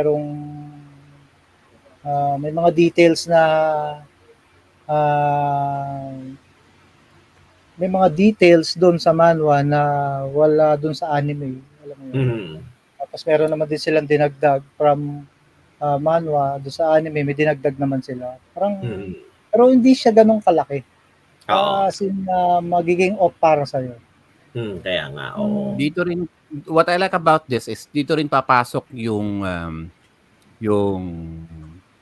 yung idea na you need to keep your identity a secret as much as possible, because if you don't, if you're on the public view, then madali kang maimbestigahan, madali masilip ang pangalan mo, and the best way to get to you will be to your family and friends. And what I like so the anime is trying to build up this relationship, because kung to those people who read the manhwa, yung magiging papel ni Juan dito, ni ni Jim, ano to? Gino. Ni Juan, whatever. Ni Juan pala, ni Juan. Oh, si Ni Juan. Juan. Yung magiging papel ni Juan dito will be instrumental on kung paano i-handle ni Pedro yung kanyang stress. Like, there will be a time na he will choose on what he wants to do versus kung ano yung magiging kapakanan or magiging safety or well-being ng family and ng friends niya. In this case, with Pedro kasi, he's trying to keep it on a low profile. So he keeps everything within reach. Maliit lang ang kanyang inner circle. Yung kanyang friends and family, hanggang dun lang. That being said, there will be a time na because the way he progresses his levels, by the time na palakas siya ng palakas, he's being unti-unti napupunta ang spotlight sa kanya. He will become as strong as the S-class hunters that they have. Mind you, Korea, on this storyline, they have 7 S-class hunters. And na halos hindi na talaga kontrolado ng batas, na they can do what they want na. Ganun. whatever they want. Yeah. Supposedly 8, but the 8th one was was relegated to the United States. Aha. So itong dahil expected naman natin kung saan siya papunta. The way he solo levels, eventually mapupunta na dun siya dun sa S rank level. He will be being thrown to the spotlight. Mas magiging public celebrity siya, not without the lack of trying, dahil ayaw naman niya talaga mag-stand out, pero wala siyang choice. No, itong yung mangyayari kay Juan, yun na lang. So let's just say na sabihin natin if you do something, kay Juan, if you do something about Pedro's mother, if you do something sa kapatid na babae, sa sister ni Pedro, oh my God. walang Ito lang, walang ano, ito lang walang masasabi ko atake tungkol niyan. kay Juan. Okay magkaroon ng surrogate na kapatid na ganyan kayaman na bibigyan ka ng $30 billion na building eh. kapag tinulungan mo siya eh. Malaking tulong yun eh. It was a monetary relationship at first, but eventually he grew on to one eh. Parang Yeah. okay fine, parang sige. Financial naging usapan natin, pero nung naglaon na gano'n naman sila. No, Juan showed his loyalty right from the beginning. Like I said, nung sinabi nung guild sa kanya, yung killer guild na, Juan, patayin mo yun si Pedro at hindi ka namin papatayin. Ganon, Yeah, Juan went in front of Pedro and sabi niya, lalaban ako kasama ni He Pedro. grew some respect. So he earned his respect. Oh, yeah. Mm-hmm. Ayun. So, okay, Juan. He's a good character. Yeah. He's a good character. Sana wala mangyaring masama sa'yo. Hint, hint. Sana wala mangyaring masama kay Juan. Actually, lahat kasi ng lakad nila siya ang nag-cover. Si Jinwoo. Dahil nga siya nga may pera. Kumbaga, lahat ng gates parang binibili nila para sila yung makakuha ng... Kasi negosyo nga kasi eh. Kumbaga, lahat ng crystals na nandun sa loob ng dungeon, loots, artifacts, makukuha nila. Yun yung isang way din. Hindi ko siya ginajudge as a sidekick ni Pedro. O ni Jinwoo. Meron siyang personal na intention doon sa tao na magagamit ko to. Ayun na kasi marami kami makukuha. But at the same time, makita ko rin yung skills na ginagawa niya. Ma-adapt ko. Kasi nga, di ba, lang siya. D-rank siya, di ba? D-rank. Oh, isa pa yan. Oh, sige. I will toss it back to the creator. Wala man lang ginawang character development kay Kuya. Hindi man lang ginamit yung pagka-D-rank niya. Wala man lang there was I'm jumping way ahead of the anime here. But still, on a story character development point of view, D-rank siya, but you never really see him actually fight. Even even on the manhwa, I was waiting for him to fight. At least kahit paano, throw a goddamn punch or something. Like, nandun siya, because kasi nga sabi nga naman ni Pedro, I'll do the fighting. Okay? All you have to do is gather the resources. Just get the resources. That's it. Ang akin lang, ito naman tayo, at least give him something to do other than just get the materials. Si Juan ang Speedwagon ni Pedro. Speedwagon ron sa Jojo, 'di ba? Alam mo si Speedwagon na naging kaibigan ni Jonathan Joestar ron sa Jojo's Bizarre Adventure, diba? Siya yung financier, siya yung tigatulong sa mga resources and everything. Pero hindi ko naaalala na lumaban yung original na Speedwagon ever. Ganon, di ba? So, yun. In a way, siya yung stand-in ni Speedwagon ron sa dito sa solo leveling. Ganon, di ba? Malay mo naman, ngayon lang siya hindi lumaban. Pero in the next season, tama. Malay. Baka sa anime, maiba nila ng konti, di ba? Right. Oo. Kahit na one moment man lang. I think the creator is trying to establish a world na just because na meron kang certain rank doesn't necessarily mean kailangan mo lumaban. There are certain tasks na you don't have to fight, but you can still use your rank to participate on the missions.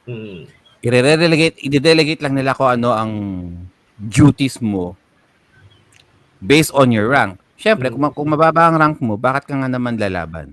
Yeah, that's true. Sige, fine. We are the higher ranks. We will do the fighting. Once we're done with the fighting, gawin yung trabaho nyo, you collect the resources. Kayo mga lower ranks. Parang ganun eh. I think that it's not explicitly mentioned in the manhwa or the anime. Parang parang parang ipapahalata lang sa ng story na maybe ganun ang sistema nila. Just because they're anyone from C rank below, they have their own nasa sa kanila on how are they going to utilize their rank depending on the mission that they're in. Kasi asahan mo from upper C class from upper C BA lahat ng mga combatants eh.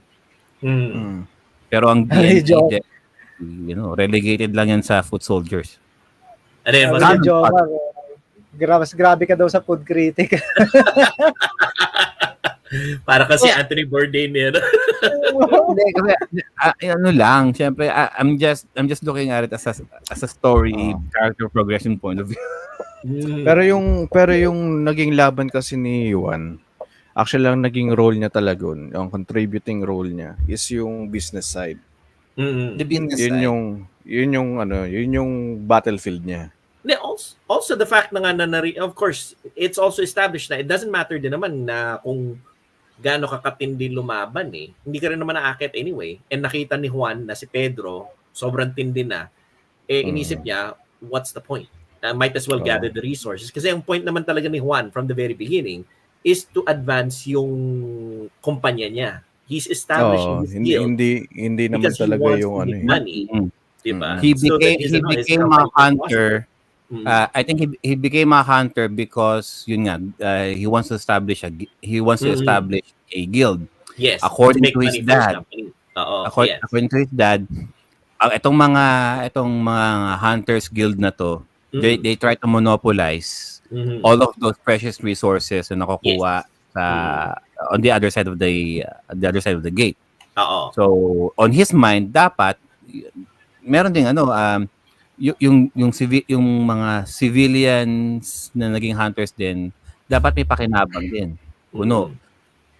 If nagkataon lang kasi na he was awakened as a D rank hunter. The idea was there already. Even before he got his rank, the idea was there already. We need to make a guild. Nagkataon naging D rank siya. So on his mind, iniisip niya, sige, if I'm D rank, dadaanin ko na lang sa equipment. Dadaanin ko na lang sa equipment para makalaban ako ng matino. Dahil D rank ako, anong maasahan mo sa akin? Actually, the first time naman talaga na nakita sila ni Pedro, first time din niya talaga lalaban ron sa dungeon, di ba? Kaya nga, decked out siya sa sobrang ganda na armor, gano'n, di ba? Niyabangan pa nga, di ba? Niyabangan pa eh. Yun nga eh. So, gawa ito sa maganda, gano'n, di ba? And yun na nga, that was the very first time that he was gonna go up. Pero yun na nga, even then, he knew that he was inexperienced. Asan na si Maria? Si Maria, nag-retire nga, Sir Jomar. Nag-retire na siya sa bukid. Si Maria. Okay, sige, fine. Yun nga. Nag-retire siya sa bukid. Sinabi niya kay Pedro, Pedro, okay, fine. magre-retiro na ako, babalik na ako sa bukid. Hindi, yun nga. Magtatanim na lang siya ng Yun nga, lalaban siya. Mag-date sila. So, di ba, ang promise ni Pedro, before the makeover, sabi niya, sige, the next na mission natin, sige, ibigay ko sa itong item na to remind ourselves na we have a date, kuno. Binalik ni Maria kay Pedro yung item na yon. Sinabi niya, I think di na mangyayari tong date natin. Oo. Uwi na lang ako ng palay. Magtatanim na lang ako ng palay. In a way, I'm sorry, magtatanim na lang ako ng kimchi. Foreshadowing na rin ron sa anime na alam na ng mga tao na hindi na mangyayari si Maria kay Pedro. Si Pedro. Sinoli niya, di ba? Yun na nga yung ano tawag doon? Yung talisman or whatever that is. Ganun. Sinoli niya ganun eh. So parang pinakita na wala na mangyayari dito. In a way. You know? That was the closing of their relationship, sadly. In-establish nila na wala na.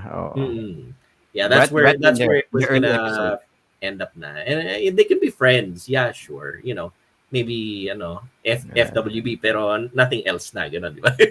Well, at least Tito Joel hindi siya yung mixed signal, di ba? Yes, totoo. That's a good thing. That's a very good Pero kung ako lang Kung ako lang Korean manhwa naman to, na alam naman natin na halos karamihan sa kanila puro erotica. Would have been nice kung meron silang kung meron silang breakups. Breakup scene. Well, it's hard to execute because they never had anything to begin with. Only just ang tawag yung mga palipadhangin lang gano'n. They just had hints, like small mentions gano'n. Also, speaking of glow ups from the way that you said, Joe, I will also recommend for those of you who are looking for a good anime kanime to start off on. There's one on Netflix, I think. It's called Lookism. If you want, you can check that out. Lookism. Lookism. And a webtoon that I'm kind of looking forward that they make sometime in the near future is called True Beauty.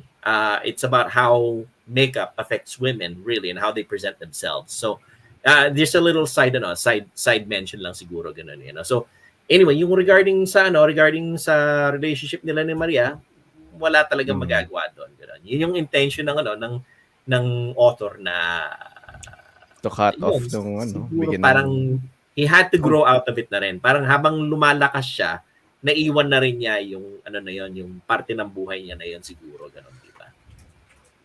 So let's talk about the measuring sticks of the show. Yes. The S-class. Okay. On this world, ang S-class daw ang pinakamalakas. The S-class ang pinakamalalakas, right? And this is the thing The show established na just because na S-class kayo doesn't necessarily mean pare-pareho kayo ng power level. Dragon Ball. Okay? It just the machine will only determine anong class mo, but it will not determine how much combat output that you can project. Yes. Basta class S ka lang. Alam mo yung parang alam niyo guys yung parang nag-test ka lang sa UP, sasabihin lang nila kung pass ka or fail. Hindi nila sasabihin kung anong grade na nakuha mo sa entrance exam. Ganun lang siya. Yung S-rank nila, yun yung mga gobyerno, tsaka yung businessmen. Yan, yun ang S-rank nila. Pero may nakita ka bang S-rank dun sa anime na lumaban sa dungeon? Wala, di ba? Wala pa. Anyway, because they're trying to establish na sa anime. Sa anime, wala. Because sa anime. Because the show is trying to project na dahil sila mga boss, dapat mga boss level dungeons din dapat sila lalaban. Itong mga lower class dungeons, mga lower class gates, mga mga members na lang siguro. Although that's problematic din yun dahil kung walang paraan para umakyat ng rango, paano kapag may lumabas na gate na S at walo lang kayo and isa pa wala pa rin sa Korea, ganun, di ba? So yung question ni Sir Joel nangyari yan. Well, RPG yun. yan, abangan mo yan, Tito Joel, sa mga season. Makakapasok ng gate kapag kunwari lumabas yung S-rank na gate tapos, di ba? Sinong gago papasok doon? Or kaya, basahin niyo yung manhwa. Pero yun nga, ang kagandahan doon is internally logical yung andar ng sistema ng manhwa at saka ng anime. As in talagang mapapatanong ka and siguro you're anticipating later on na i-resolve nila yung mga tanong na yon. Paano aayusin yung tanong na yon and in a logical way, di ba? Kung paano the logical way is that if the Hunter Association mandates na if a certain dungeon tends to get dangerous, the mission leader will decide whether to proceed or not. If you're the responsible team leader, sabihin mo, okay, things are I think has gone way under our control. Strategic retreat. Tactical retreat tayo. Alis tayo. Teleport stone na, bale. Right? However, yung nangyari on the first 2 episodes, nung nangyari yung sinabi ni Sir Joel, na they took despite the combat leader having the final say, they took it on a vote. should we proceed or should we leave? Yes. If we proceed, then that means there's a possibility that we will get certain rewards or meron tayong mga items na pwede mong makuha that we can garner for ourselves. Sayang eh. Mm. We will be the first there to explore. All of the things there, atin siya. We do, abunda lang siya sa atin. Or, fuck this. I didn't sign up for this. Yeah. Baka mamatay pa ako. I have a family, Mm. right? And guys, when lahat ng mga characters, okay, when a character says na, oh, I got a family, or oh, it's my daughter's birthday, dude, don't do that. You know right then and there, oh, he's gonna die. Yeah. So, red flag agad eh. sabihin May red like, flag agad. bibigyan ka ng connection ron sa character eh, and you know na he's gonna get fucked up later on. So, have you learned nothing? oh. Have you learned nothing all over all these years? You don't say that. Anyway. So, I mean, yun na nga. Kaya fair warning sa mga maglalaro ng mga games na ganyan. Wag niyong kung gagamitin yung line of dialogue na yon na ano yung I have a family gano'n. Wag na gagamitin yun. Po kayo, if you are playing an RPG and a dialogue will come up saying their family or gagraduate na ako kinabukasan, I'm going to retire soon. No, don't. Alam mo na mangyayari sa'yo. A few May kapalit na kamalasan yun. Exactly.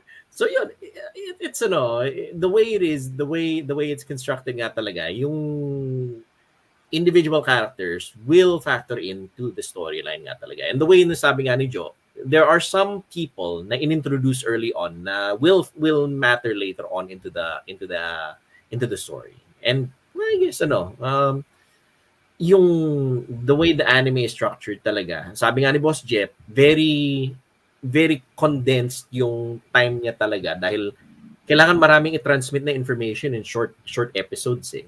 Siguro yun ang malaking problema nga kasi doon, pero it works. It works din naman talaga, It's a little bit difficult actually to describe the characters kasi unless you really read the manhwa. Because the season 1 of the anime is basically an introduction to these characters. They not to the fault of the creator or the studio behind this. Kasi nga the manhwa is like 179 episodes, 179 chapters, if I'm correct. If you're going to read the web novel, above 250 chapters, I believe. So, and they only have like kung tama tansya ko, they only have 12 episodes just for season 1. And they've already greenlit season 2. So, for season 1, it's just an introduction to some of these characters here. So, ito yung maganda din eh. Kasi, di ba, there are certain animes out there na they are trying to rush everything. Yes. The first 50 chapters, they're trying to rush everything to magkasya lang sa isang 12 episode series. Kaya parang feeling mo ang bilis ng pacing, parang feeling mo minamadali nila. Here, they are how do you describe the pacing? O sige, to all of you, nabasa niyo ang manhwa kahit paano. How would you describe the pacing? Actually, yung pacing ng story, paano ba? Tama lang in a sense. Like the whole season, it's more like the building up the plot eh. Like lahat ipapakilala yung mga notable characters. Like wala pa talaga dun sa main plot mismo yung first season. Di ba? Paano ba tawagin? Prologue? I guess. Nagulat ako, nandun na kagad si Igris eh. And if I remember correctly, Igris happened like much later. Yeah, chapter 45, if I remember correctly. Pero which is episode 12. Imagine episode 12 nila in-introduce si Igris. Yeah. Well, ang mas maganda yung pacing niya definitely kaysa sa JoJo's Bizarre Adventure. Sa JoJo's Bizarre Adventure, masasabi ko, yung sa bilis ng andar ng storyline, like, what the fuck? Isang buong episode. Isang ang dami na nangyari. Pare. As in, like, Pero, pe- pe- kapag binabasa ko to, yung mga tatlong libro ito, isang episode lang yun, ganun eh. Yun ang siguro masasabi ko. Yun. siguro Pacing-wise, dahil siguro dahil nabasa ko yung manhwa, kaya when I watch the anime, I feel like parang ang bagal ng pacing. Siguro Okay. baka dahil dun sa nabasa ko siya. Pero overall, tingin ko it's nice na they take time on the world building nung anime mismo. Well, that's good. That's good. Oo. Kasi Ikaw, kung alam Boss Jet. nila na kung alam nila na season 1 lang to, malamang sa malamang talagang bibilisan nila ang progression. Oo. Sa Oh, bagay. pero they announced na Mm. para in order to cover everything, 6 seasons daw ang ilalabas nila. Kasi you cannot really 6 ito kasi seasons, because really? because on the manhwa, the way things happened, Mm. arc by arc, Mhm. sa totoo lang, arc by arc, hindi kakayanin ng 2 seasons. Oh, hindi talaga, lalo na kung gusto nilang i-elaborate lahat ng nangyayari sa story. Ito, si Kasi Boss na- Jeff, I mean, purely anime siya. Anong opinion mo, Boss Jeff, sa pacing ng anime? Sakto lang naman sa akin. Para sa akin, sakto lang yung pacing. Hindi siya mabagal, hindi siya mabilis. Actually, yung pag-level up nga niya, parang nabibilisan pa ako. Okay. Pero i-explain naman niya na bakit siya mabilis mag-level up. Dahil nga, based lang din dun sa title, which is solo leveling. Doon pa lang gets ko na kung bakit mabilis ang magpa-level. Pero yung pacing ng story, hindi siya ganun kabilis. Okay lang, sakto lang. Okay. That's good. Again, like I said, para sa akin, tama lang siya. Again, but it's much different than kapag pinanood mo yung JoJo's Bizarre Adventure, yung Stardust Crusaders arc, isang season, yun talagang siguro mga 10 volumes na agad, gano'n ang tinapos mo, gano'n Pero, I would say there are moments talaga na, like, especially when it talks about yung corporate side, that it slows down talaga. Dahil hindi na focus kay Pedro ay yung action Talagang it does establish yung world building, pero it does kind of slow down the pace a little bit. There are certain portions talaga na medyo si Pedro advancement. Tapos wala na lang yung corporate side pag-uusapan, ganun medyo babagal ng konti, pero buti naman binabawi din nila agad later on, ganon. Tama lang, hindi 3 episodes na magkakasunod na hindi related ron sa main character. Boring yun, ganon, di ba? Yun. It was on the first season of the anime, it was never really explained how the gates were happening in the first place. Yes, there's also that. Yeah. It will only be revealed during the last arc of the manhwa. Na feeling ko etong author at the time na he was writing this, hindi rin niya alam. So as he was trying to write it along, nag-iisip siya to the point na okay, dumating na ako sa patapos na ako. Kailangan ko explain paano nga pala Also possibly because of the fact apektado rin siguro siya dahil namatay nga yung original na na artist Yung Yes, right. Oo. So Dalawa yung kailangan author na nun mataliin dahil okay, let's talk about that. The drama behind the drama behind the making of this. Go, Sir Joel. Master Yeah, yun nga.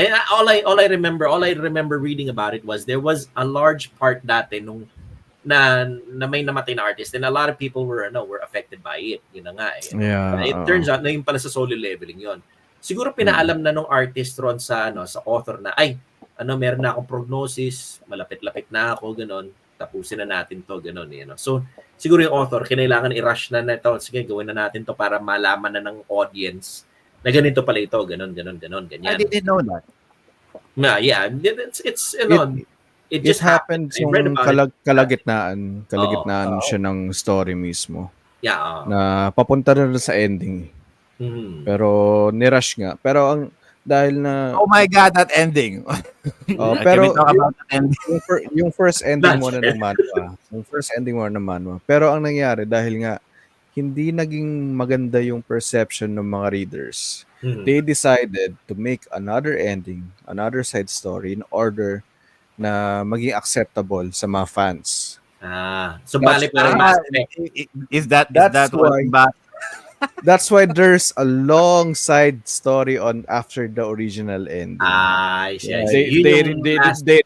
chapters. They revise it kasi. Because I'm not sure if we're allowed to Not yet. to, Not yet. No. Wag. discuss what happened in the ending. But na lang, no. that ending was we- batshit insane. I'm like, Basta kung ano man- we wouldn't be spoiling for Ah, the we fans. won't be spoiling, para- okay? To all of you who read the manhwa tsaka yung web novel. Oh my God. Like, kung ano man yung ito kasi grounded pa eh. Grounded pa yung concept na nag-level up siya. To the point na sige, what's the end game here? Okay. Reaching S class. Okay, and then what? So, ultimately, it has to lead up something majestic. It has to lead up something grand. And to the point na okay, I want a main character who doesn't give a fuck. I want a story that doesn't give a fuck. And then when you read that last arc, oh my God, that author didn't give a fuck. parang nangyari siguro sa sa Attack on Titan yung isang story doon. Ewan sa ending ata ng Attack on Titan yan. Kaya siguro ginawa nila ng panibagong ending. Dahil nga hindi siguro nagustuhan ng mga fans. Kasi, okay. I don't know. Hindi ko alam. Right, to your point, kung mas malakas na ako sa S-class, right? Lahat ng mga S-class lahat ng mga S-class kasi sige, saan pa ba papunta sa Pedro, right? Kaka-level up niya, eventually nandun na tayo eh. Malalampasan na niya. Oo. Malalampasan niya ang S-class. Kung malalampasan ko ang S-class, sino pa bang pwede kong kalabanin? Who else? So you have you have to create something. You have to create an antagonist. You have to create you have to create an antagonist that would complement his power. It would complement his strength. Because otherwise, all of this tatanungin mo din sarili mo, what's the end game? Palakas ka na ng palakas. So what? Ano mangyayari? Yun lang. It went Lord of the Rings batshit insane. Yung last arc. How should I describe this? Siguro ang kulang lang sa last arc. Para siyang The Battle of Gondor. Yung nangyari sa yung final battle sa Matrix 3.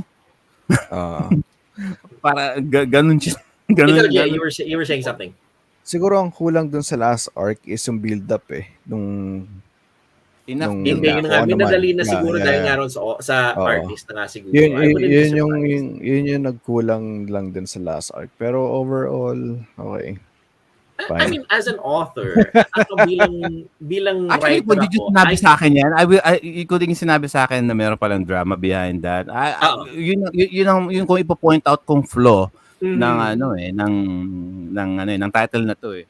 Yeah, pero sa likeliest scenario was halfway through the manhwa, sinabi na ng artist, hindi na ako magtatagal. Gawin na natin ang paraan ito. Ganun siguro. Tapos, siguro ginawa na lang ng paraan. And kung ano man yung mangyari afterwards, na once na mawala na ako, ikaw na ang bahala. Ganun, di ba? So that's why siguro yung Ragnarok, ganun yung nangyari yung sequel. Ganun, di ba? So yun. I mean, I can understand that. I can understand how it goes na nga siguro. Ganun, di ba? I think nangyari na rin naman yata yun before kay Robert Jordan. Tama ba? Yung nagsulat ng Wheel of Time ng mga libro. Alam niya na mawawala na siya eh. Kaya pinasa na niya yung script niya sa isa pang author. Tapos siya na yung nagtapos. Siguro dahil yun na nga, alam na. Ganyan siguro. Pero yun na nga, mabuti na rin na nagkaroon ng transition na ilipat yung storyline siguro. Ganun, di ba? Yeah. So, yeah, Jay, you were about to say. It's like Hindi. Zack Snyder did the directing and then halfway through si Joss Whedon na ang gumawa. Yes, yun na nga, gano'n eh. Uneven yung naging resolution siguro. That's the right word for it. Right. And without going way too much to spoil territory, I think we can leave it at that. Yeah. So let's go to Sir Poy. So okay, Sir Poy, regarding about the game. Yes. How can you tell us about the game? A little bit more detail in terms of the gameplay, the character design, the game design. Go. Boss Jeff, ano ba ito? Mobile game ba ito or console? Pakita natin yung game. May PC siya, tapos meron din siyang mobile. Actually, yung pre-registration. Okay. Share ko lang yung screen ko. Sige. Oh yeah, go. Right there. Yan. Kita ba? Yan. Yan yung yan yung ni-record ko kanina. Ayan yung sa una, ayan. Yan yung sinasabi ko, Sir Joe, na may comic style siya. Manhwa style, tapos meron din siyang anime style. Parang pinagsama nila yung dalawa parang para yan. Tapos may parang voice Telltale series, no? Sir Joe. May nag-voice over din actually. Tapos yan, magkakaroon na siya ng plot na ganyan. Yan, uusap sila. Yan na yung sa story mode. Kasi meron yung story mode. Tapos yung experience kasi, kung kino-compare, kaya sinasabi ko kanina na almost talagang siya lang anime tsaka manhwa. Kasi nga, na-experience ko both dun sa game na pareho pala. Akala ko magkaiba. Kasi I'm expecting na magkaiba. Kaya yung binasa ko yung manhwa, pero hindi ko siya tinapos. Sabi ko, papanoorin ko yung anime, then lalaruin ko yung game. So gusto ko malaman. In fairness gumagalaw sila. Sir Joel, di ba yung mga ganitong klaseng eksena, di ba static lang usually yung mga character. Very static siya. Parang persona yung no? Yung, that's true. Exactly it. Parang persona yung dating nga niya. Or Tale of Series. Yung nilaro mo isang beses, Joe, yung Fairy Fencer. Fairy Fencer. May hawig sa Fairy Fencer. Tama, oo. Yan. Pinakita lang yan. Pero hindi siya yung kagaya sa anime. Pero same pa rin siya. Yung experience mo na napanood mo yung anime, at the same time nilaro mo yung game, hindi ka ma-offend kasi isa lang yung story. Yun talaga yung story niya. So, doon pa lang, nakuha mo na ako, boss. Para sa creator, nakuha mo na ako doon, boss. Ang mali lang dito sa eksena, rito, bakit siya naka-jacket? Dapat naka-hospital daw. Yun nga, may mga details ka dyan na mapapansin na wala dun sa mismong sa anime o sa manhwa. Ayan. Medyo din siya, pero maganda naman. Ayan. Let's go with the gameplay, When you have an unread message in a game, what do you have to do to view the message? So, sa gameplay tayo makakatalo ano ba ang gameplay ng solo leveling, Arise? Ano ba siya? Real-time ba siya? Parang Genshin Impact ang dating, pero hindi siya open world. I see, okay. Hindi siya open world. Parang siya. Mission by mission. Kasi nga may gates. Yan yung mga gates. Yan, may C rank, may D rank. Kung mag-grind ka, dyan ka. Yan, level 18, C rank. So, hindi ka makakapasok kapag mababa yung rank. Mababa yung level mo. Hindi ka rin makakapasok pag sobrang taas pwede naman. Pero pag mababa ka. So, papalit kasi siya ng level. Kumbaga, itatama niya lang doon sa level mo yung mga gates para makapasok ka lang. Sir Poy, akala ko ba solo leveling, mag-isa lang siya dapat? Bakit meron siyang mga kasama? Diyan kasi may mga support siya. May mga support ka dyan. Pag nag-grind ka, ayan, makakuha ka ng support. Pero pagka nandun ka sa story, mag-isa ka lang talaga. Actually, sa mga nanonood ngayon, if you're going to watch the anime, the anime, in every dungeon talaga, you're supposed to have a team with you. Never, according to the Hunter Association, you're not allowed to go there alone. You should always approach a gate, always in a group. However, that necessarily means everyone in the group should fight. Ang sinasabi lang dito, kailangan lang a minimum of 10. Okay? Kailangan, dapat meron 10. Kung paano kayo, how you use the 10 people inside the gate is all up to you. So, in this case,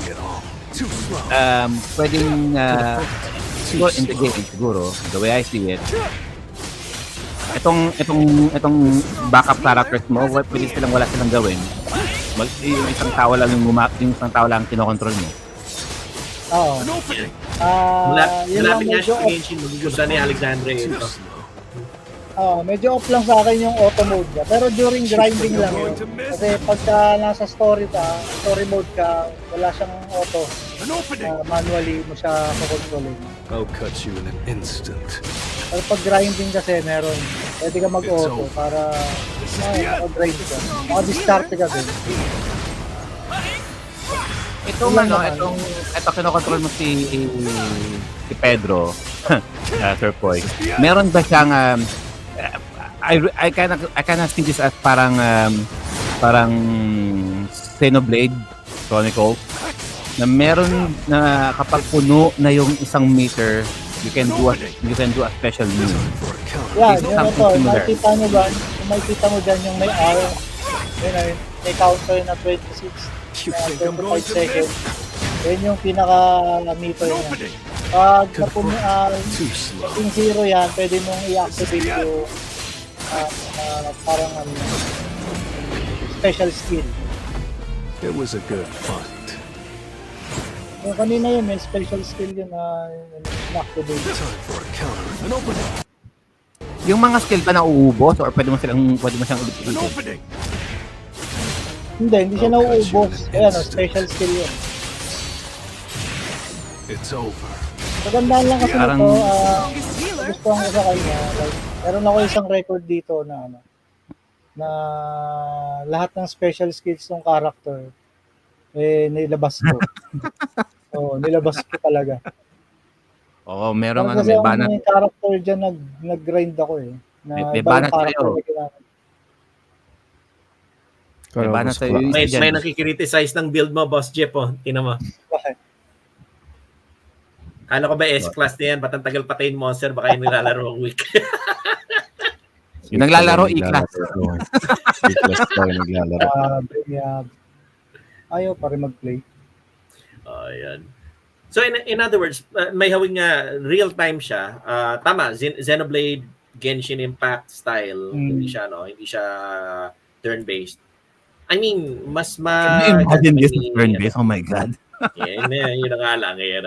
Kapag turn-based, I can't even begin to imagine. Pero it's it fits the theme of yung solo leveling kasi visually speaking mabilis nga siya talaga. Even the show sa mga Gen Z na nasanay na sa ganong type of game. Yeah. Ang nakita ko rito is dinagdag na yung pagiging RPG natin way back, which is the leveling nga, yun nga. Paano mo ibabalance yung strength,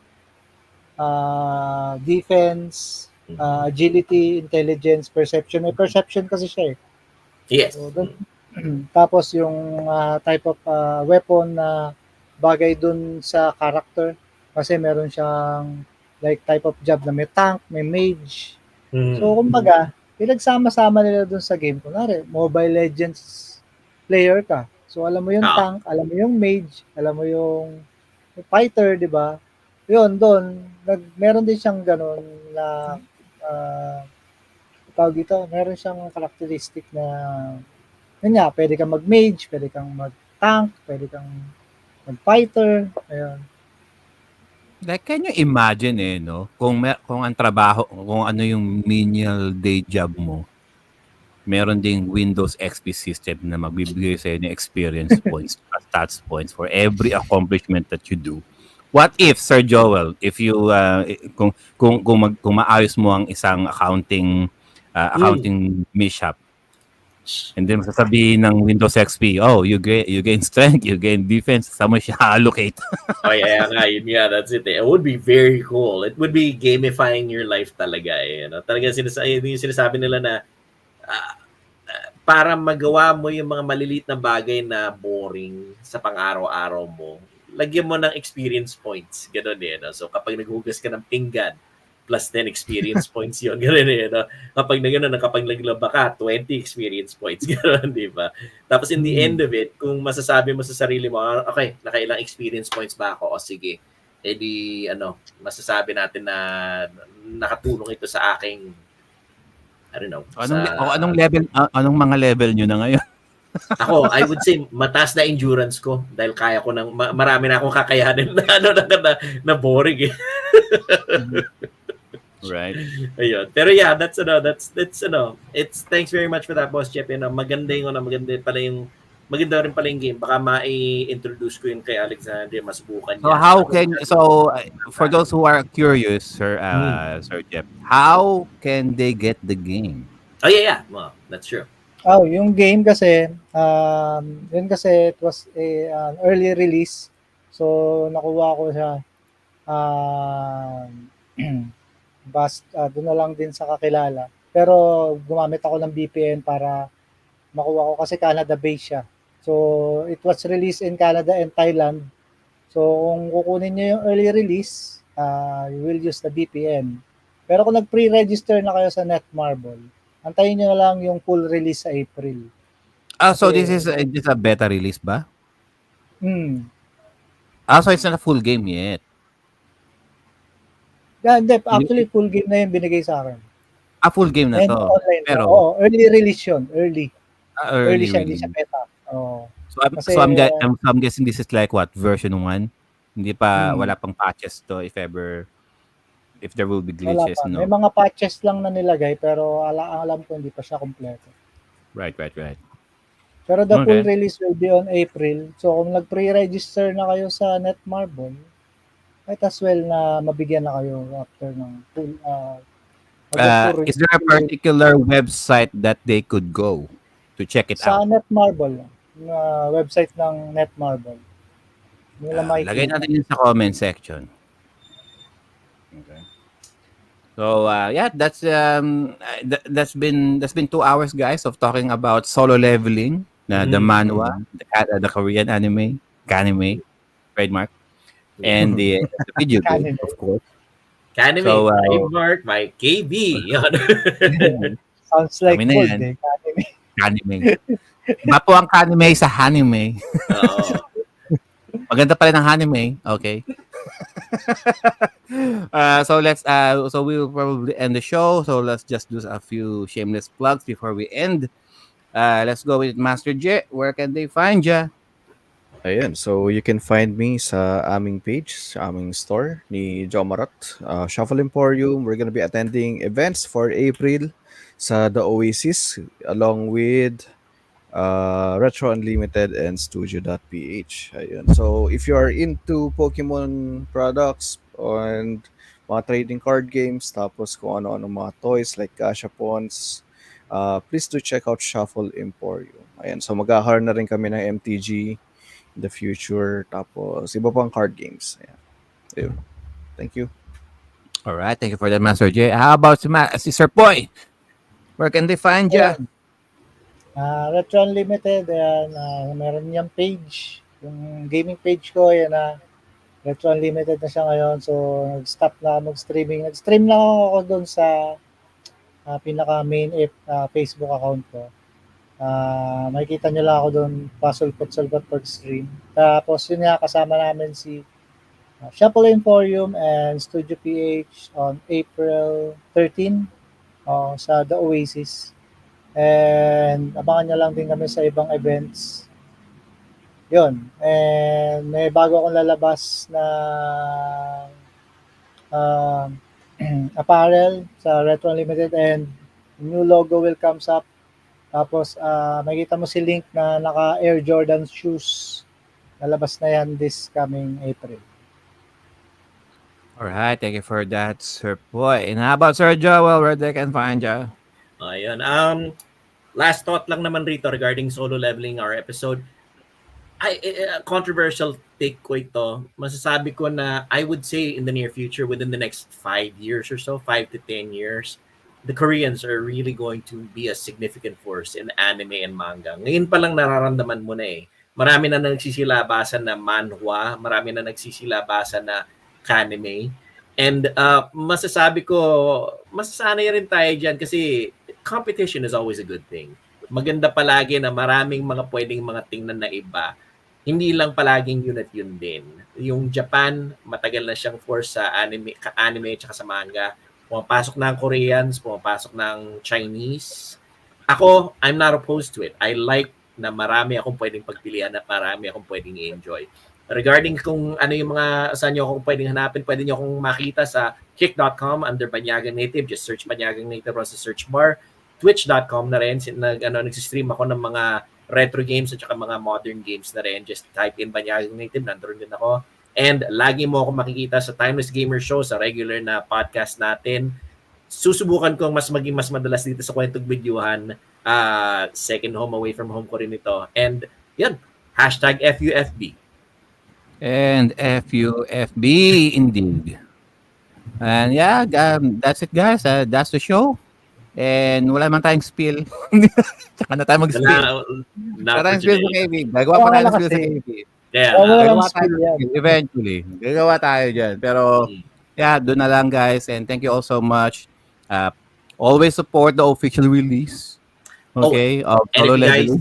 Kung nagustuhan ninyo itong episode na to, sabihin nyo sa amin dahil gagawa pa kami na mas marami pang mga review episodes para sa mga ibang mga gusto niyo. Manga, anime, libro, video games, whatever you want, sabihin nyo lang. TV shows, movies, TV shows, sine, hentai, whatever. Pwede rin.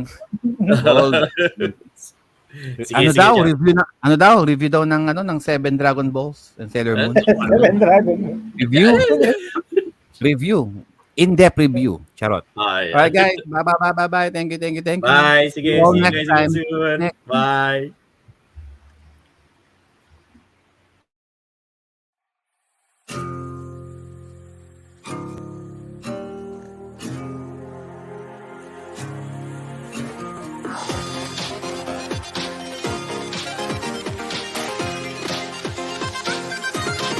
Press start.